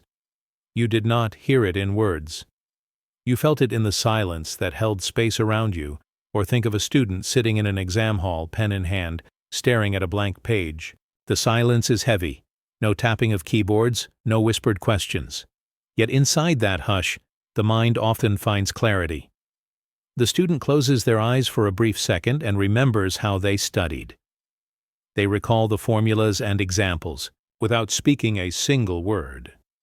In the calm, the answer surfaces, drawn from quiet memory rather than frantic search. Sometimes asking for help is right. Other times, pausing in silence is enough to let the mind connect the dots on its own. In relationships, silence can be just as revealing. Imagine a friend who looks sad but says, "I'm fine," when you ask. You could push them to talk, but in that moment, their quiet gaze and the pause before they speak tell you more than words ever could. You sit together in silence, offering your presence without questions. Soon, you sense what weighs on them, perhaps worry about family or fear of change. Their silence held the answer. In listening without speaking, you provide a safe space for them to share when they are ready. The quiet connection shows that sometimes presence is stronger than questions. This idea that silence holds answers touches something deeper about belief and language. We often think answers come from words, from explanations. But when we lean into silence, we let go of labels and ideas for a moment. It opens space for a different kind of knowing, one that speaks in feeling rather than facts. In many traditions, people meditate or pray in silence, believing that their soul's own language is heard when words cease. In that stillness, beliefs can be reshaped and guidance felt. Silence becomes a bridge between what we know and what we sense. When it comes to mental health, silence can be both healing and challenging. Anxiety can fill the mind with endless noise, worries about tomorrow, regrets about yesterday. In that state, finding a quiet place can be the first step toward relief. When the mind is allowed to rest, a gentle clarity often emerges, a reminder that not every thought is true, or that self-care is needed. However, silence can also feel heavy for someone dealing with loneliness or pain. In those cases, knowing when to reach out is key. The balance lies in learning when silence will nurture us and when a supportive word from another will heal us. In either case, silence holds part of the answer, if we learn to listen to it kindly. Even artificial intelligence touches on this paradox. Some AI systems use quiet moments in data flow to improve their predictions. They pause, review patterns, and learn from gaps, not just from constant input. In a way, they find answers in the silence between data points. This mirrors how our own minds work. We learn not only from what we see or hear, but also from the space between sensations, from the stillness that lets our thoughts settle. Imagine a gardener standing in a silent field at dawn. Before planting seeds, they stand quietly, feeling the cool air and sensing the soil's needs.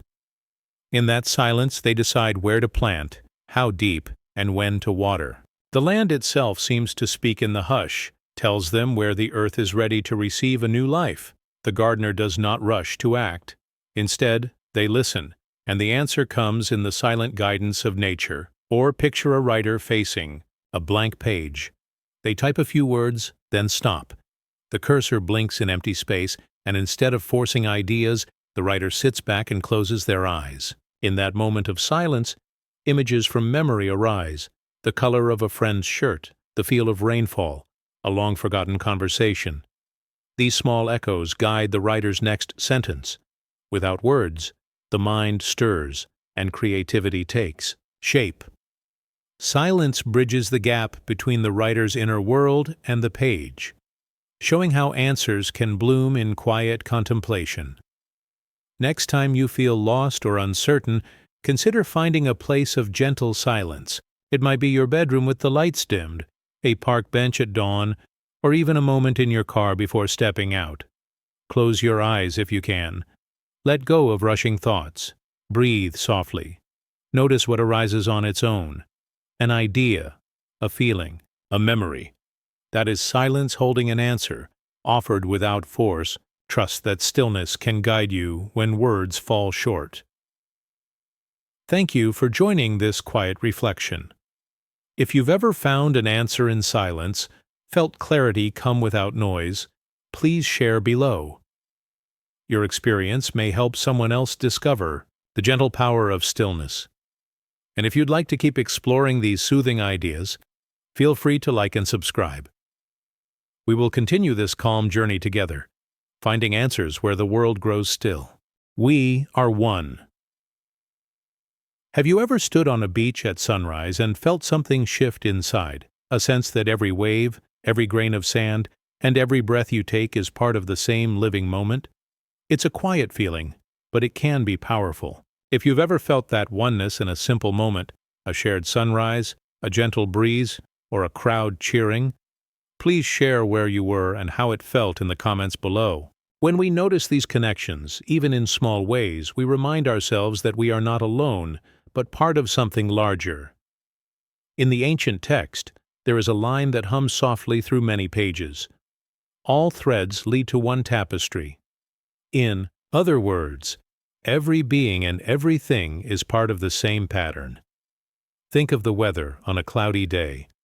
You might see dark clouds drifting in from the horizon, hear the rustle of leaves, and feel the cool air brush your skin. At the same time, a bird might glide overhead, searching for a place to rest. You feel a moment of unity with the bird and with the shifting sky, as if you share that breath. In that stillness, the boundary between you and everything else blurs, and you sense that we are all part of the same sky. Or imagine a student studying for an exam late at night. The desk lamp glows soft yellow, and the pages of a notebook seem to glow in the dim room. As the student writes, they might remember a classmate's questions, a helpful answer from a teacher, or even a comforting word from a friend. In that moment, the student realizes they are not alone in learning. Their knowledge grew from others, teachers, books, classmates. The act of studying becomes a shared journey, linking their effort to every mind that came before and after. It shows how our individual paths flow into a larger stream of understanding.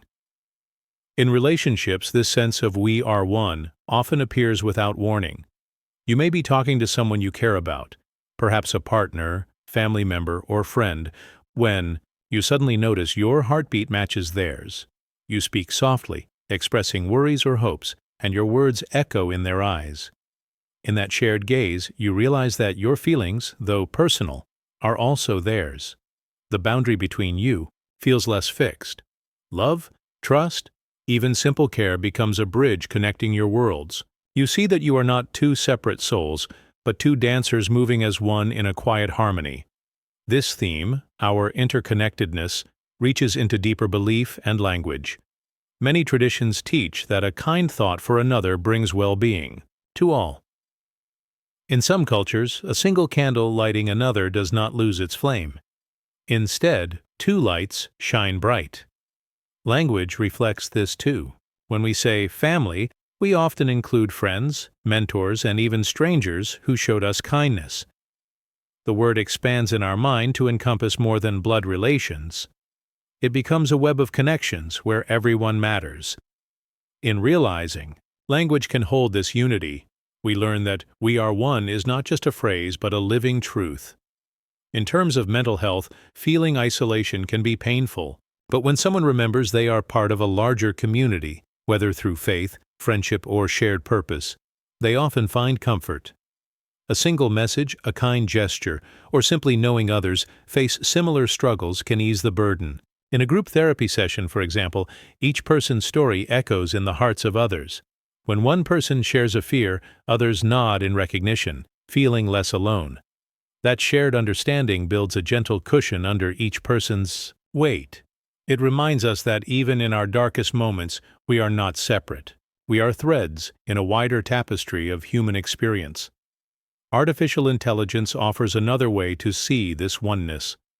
AI systems that learn from data do so by recognizing patterns across many people's actions and words. When a voice assistant understands a question, it draws from millions of voices that came before. In a way, the AI reflects our shared knowledge and ties us together through technology. When we type words into a search box, we tap into the thoughts of countless others who asked similar questions.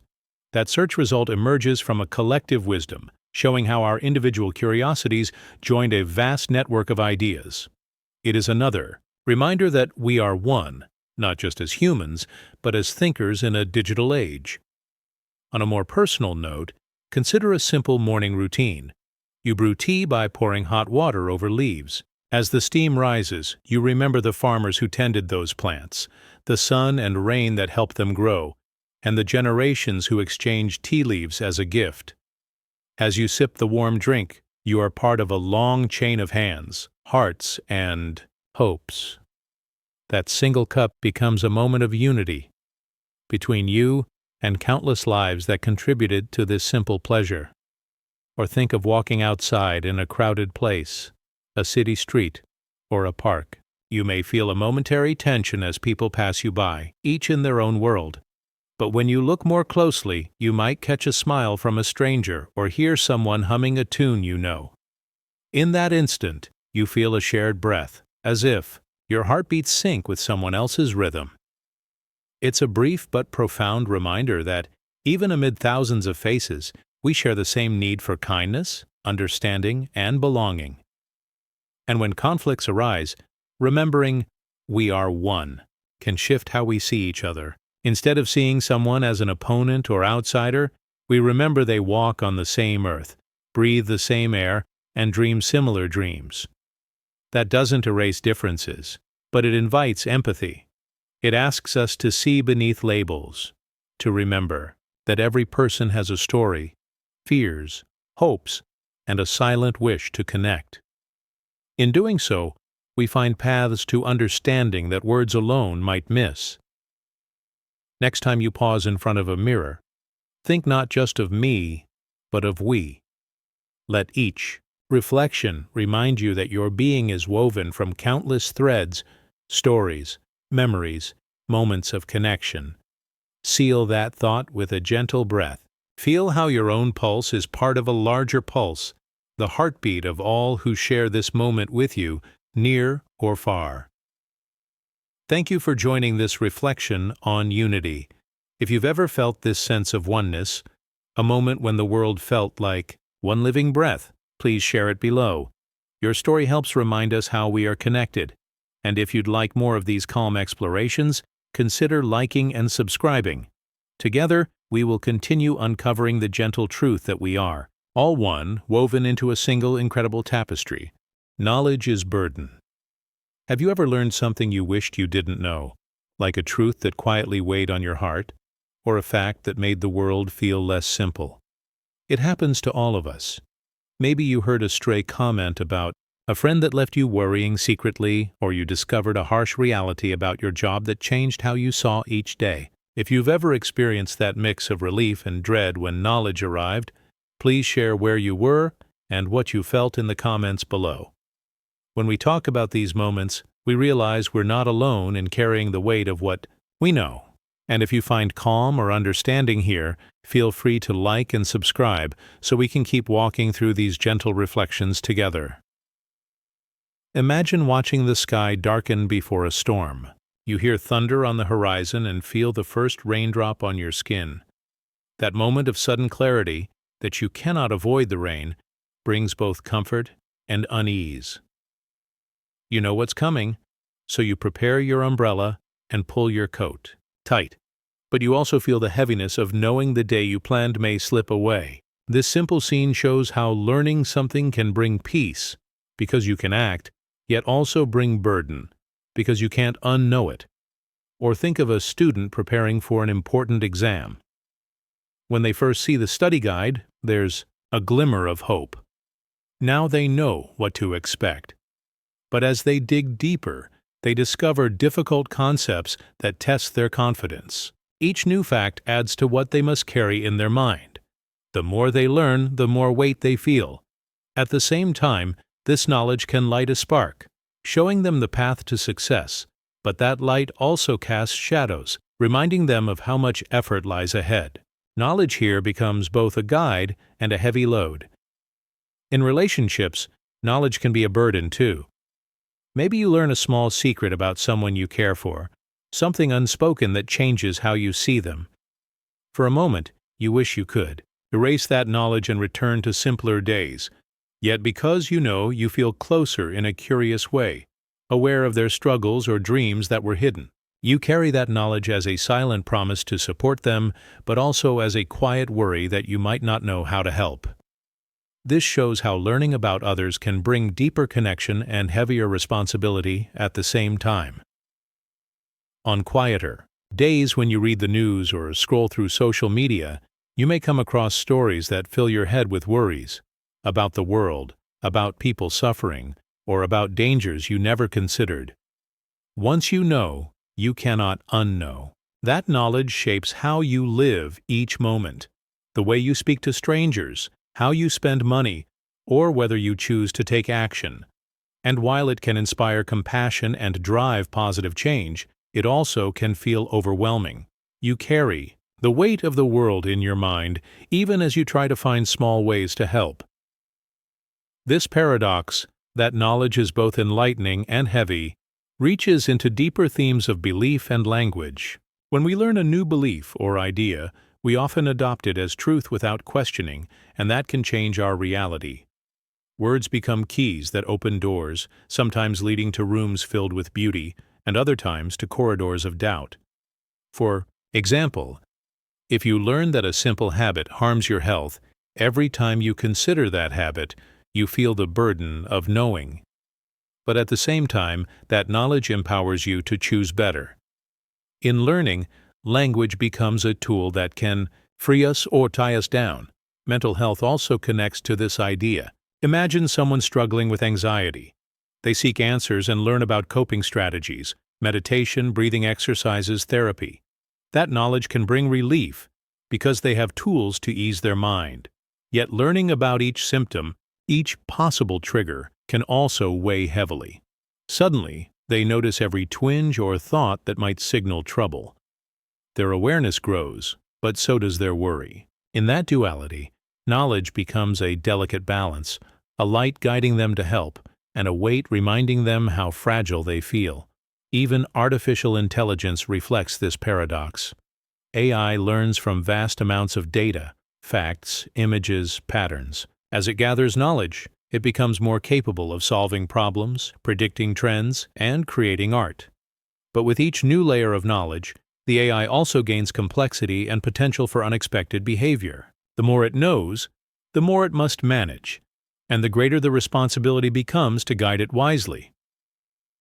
In a sense, the AI carries a burden of understanding that mirrors our own. Each new fact elevates its power, yet adds to the risk of misuse or error.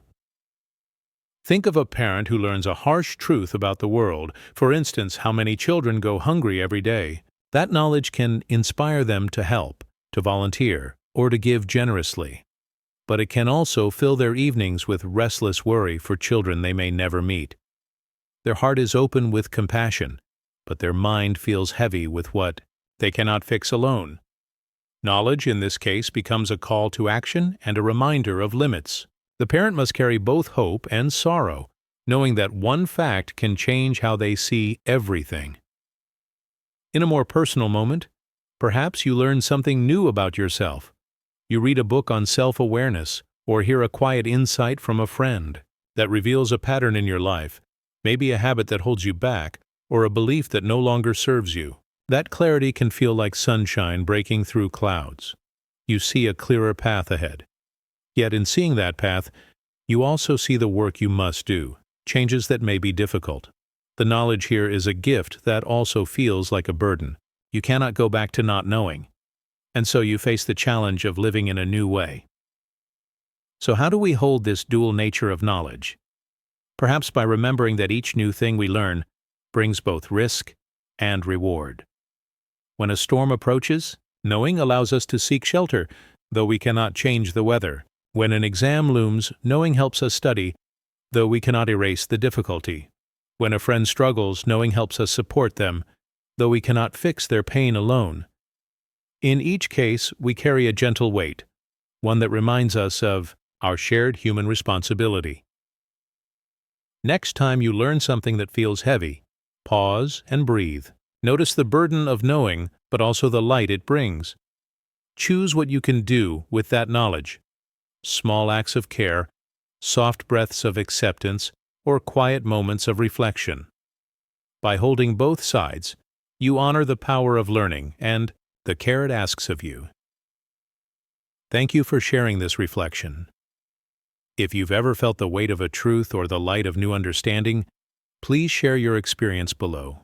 Your words can comfort someone else carrying a similar burden. And if you'd like to keep exploring these gentle themes, feel free to like and subscribe.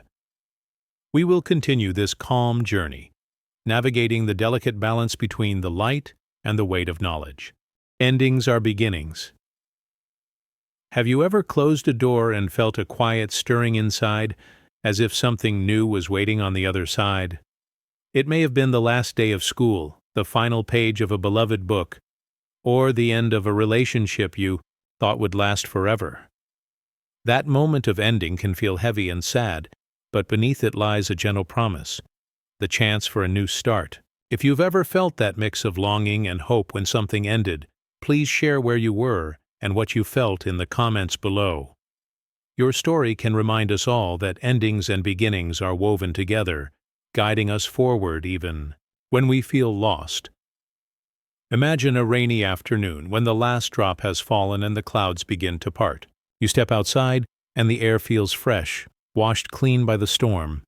The puddles reflect the sky's new blue, and each breath carries a soft promise of renewal. In that simple moment, the end of rain becomes the beginning of clear skies. The cycle of storm and calm shows us that endings are not final. They are part of a larger rhythm that invites us to start again. Or think of a student holding their last exam paper. They place it on the desk, hands trembling just a bit. That silence that follows feels heavy. Months of study and tension wrapped up in that single moment. But as they leave the classroom, a light breeze brushes past them, and they sense something bright ahead. The end of exams opens the door to summer days, new friendships, or even simply the chance to rest. What felt like a closing is really a doorway to something fresh. In relationships, this cycle appears often. A friendship might fade as two souls grow in different ways. At first, the space between you feels like loss. You remember shared laughter and ordinary moments that now seem distant. Yet, as time moves on, you meet new people or reconnect with old friends, and you find warmth in unexpected places. The ending of one bond makes space for another. Your heart expands, learning that every farewell carries the seed of a new greeting. This idea, that endings and beginnings are two sides of the same coin, taps into deeper beliefs about life. Many traditions speak of the circle of seasons. Winter gives way to spring, spring to summer, and so on. Each end of a season is the start of the next. We plant seeds in spring, harvest in fall, and rest in winter before it all begins again. In this cycle, every conclusion prepares the ground for renewal. It reminds us that life is not a straight line but a gentle loop, carrying us from rest to growth to rest again. Language itself shows this cycle. We say goodbye, which literally means God be with you as we part, but it also hints at meeting again. Farewell carries a blessing and an unspoken promise of return. Even the word begin shares letters with being, suggesting that to begin anew is to live again. In everyday speech, these connections remind us that endings carry the echoes of new starts. When we speak them aloud, we invite continuation, not closure. Mental health can feel fragile when endings loom. Losing a job, a loved one, or a dream can cast a dark cloud over the heart. In those moments, it can feel as though the door has closed forever. But gentle reflection shows that endings often guide us to new forms of support, understanding, and growth. Therapy, for example, may begin after the end of a relationship or the loss of a loved one. In that space, you find tools to heal and to open doors you never knew existed.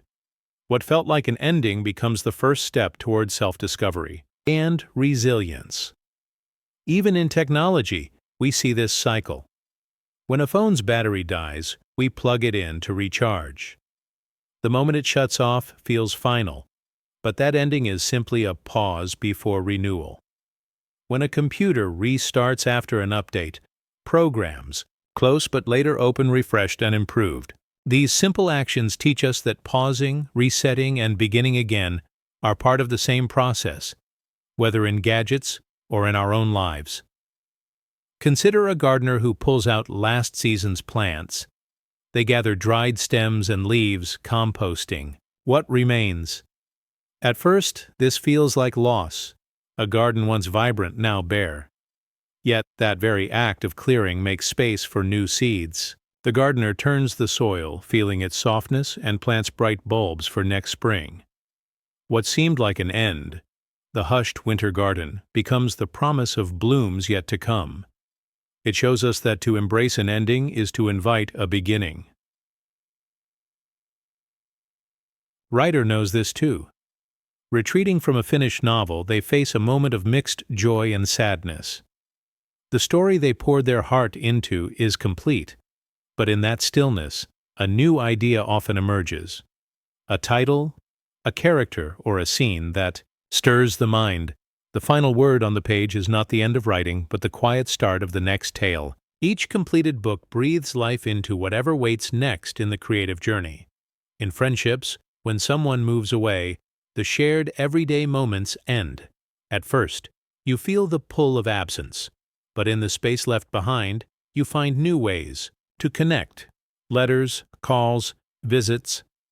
You might also meet new people who become dear to you. In this way, the ending of proximity becomes the beginning of a different kind of closeness, one that trusts memory, embraces change, and cherishes each. Hello and goodbye. Even in family life, this cycle plays out. A child grows from infancy to childhood, then to independence. The days of lullabies and changing diapers end, yet that ending makes room for deeper conversations, shared laughter over life's new puzzles, and the joy of watching that child become their own person. The parent's role shifts, yes, but it never vanishes. It simply begins anew in the form of guidance, friendship, and pride. So how can we hold this gentle truth? Endings are beginnings in our hearts, perhaps by noticing when a chapter closes and pausing long enough to feel both the ache of goodbye and the gentle hope of what lies ahead. When we see the last leaf fall from a tree, we remember that buds will form beneath. When we say farewell to a safe path we've walked for years, we trust that a new path will appear under our feet. In every moment of closure, we open a small door to possibility. Thank you for sharing this calm reflection. If you've ever felt that a difficult ending led you to a new beginning, perhaps in a job, a friendship, or a simple daily habit, please share your experience below. Your story may guide someone else who wonders if a closing door means the world is over. And if you'd like more gentle journeys like this, feel free to like and subscribe. We will continue to explore these quiet truths together, finding hope in every ending and every new start. The unknown beckons. Have you ever stood at the edge of a forest just as the sun dipped below the trees, feeling a pull in your chest as if something unseen was calling your name? That moment of quiet anticipation, when the day's light fades and the shadows deepen, can make you wonder what lies beyond your sight. If you've ever felt that gentle tug toward something unknown, perhaps at dusk, on a winding path, or in a conversation that left you curious, please share where you were and how it felt in the comments below. When we speak of our longing for mystery, we remember how we are all drawn to explore the edges of what we know. And if you find peace in these soft reflections, feel free to like and subscribe before we step forward together into the gentle embrace of the unknown. Imagine walking along the shoreline at dawn, the first light glinting on the water, but a thick morning mist still blurs the horizon. You can hear the waves but not see how far they stretch. In that hush, the unknown beckons you forward. Each step might reveal a hidden cove, a pebble that sparkles in ways you have never seen, or even the faint silhouette of a ship you've never known. That moment, suspended between what's clear and what's hidden, invites you to lean in, to wonder, and to trust that discovery can arise from a simple breath. It reminds us that mystery is not a threat, but a gift, a soft entrance to new experience. Or think of preparing for an important exam. You have studied facts, memorized formulas, and practiced examples. Yet, when you enter the exam room, you face questions that feel new, as if the test itself is a call to explore ideas you haven't yet mapped in your mind. That quiet tension, the flutter of nerves in your chest, means you are standing on the threshold of understanding. The unknown beckons you to trust your instincts and your ability to learn in the moment. Even as your heart beats faster, there is a gentle thrill in knowing that the answers might be there, waiting for you to reach beyond what you already know. Relationships, too. The unknown can invite us closer to one another. Imagine sharing a conversation with a friend who offers a new perspective, a personal story that brightens a hidden corner of your heart. As you listen, you feel a warmth in your chest, and a gentle curiosity urges you to ask deeper questions. The mystery of their experience beckons you to be present, to set aside judgments, and to embrace the unknown parts of their life. In this way, relationships thrive when we welcome what we do not yet understand, trusting that each new layer of connection will bring both insight and intimacy. This invitation to mystery touches broader themes of belief and language. We often rely on words to describe what we know, but there are always thoughts, dreams, and feelings that escape the map of language. In many traditions, seekers have spoken of the sacred unknown, an area beyond words where wonder and faith meet. These teachings remind us that some truths cannot be captured in speech. They must be felt, experienced, and held in the quiet. When we surrender to that space beyond language, we open ourselves to humility, recognizing that life is more vast than any single explanation. Consider a person exploring their own mind during meditation. They sit quietly, perhaps focusing on their breath. Thoughts drift in, memories of the past, worries about tomorrow, hopes for today. Then a soft moment arrives when the mind stops chasing thoughts and rests in awareness. In that silence, the unknown beckons. It is a place where insight arises without striving, where questions float gently and dissolve. The person learns that some answers come not from searching but from surrendering to the mystery of the present moment. This practice shows how, in mental health, facing the unknown with calm curiosity can heal and expand our sense of self. Even in the realm of artificial intelligence, the unknown beckons.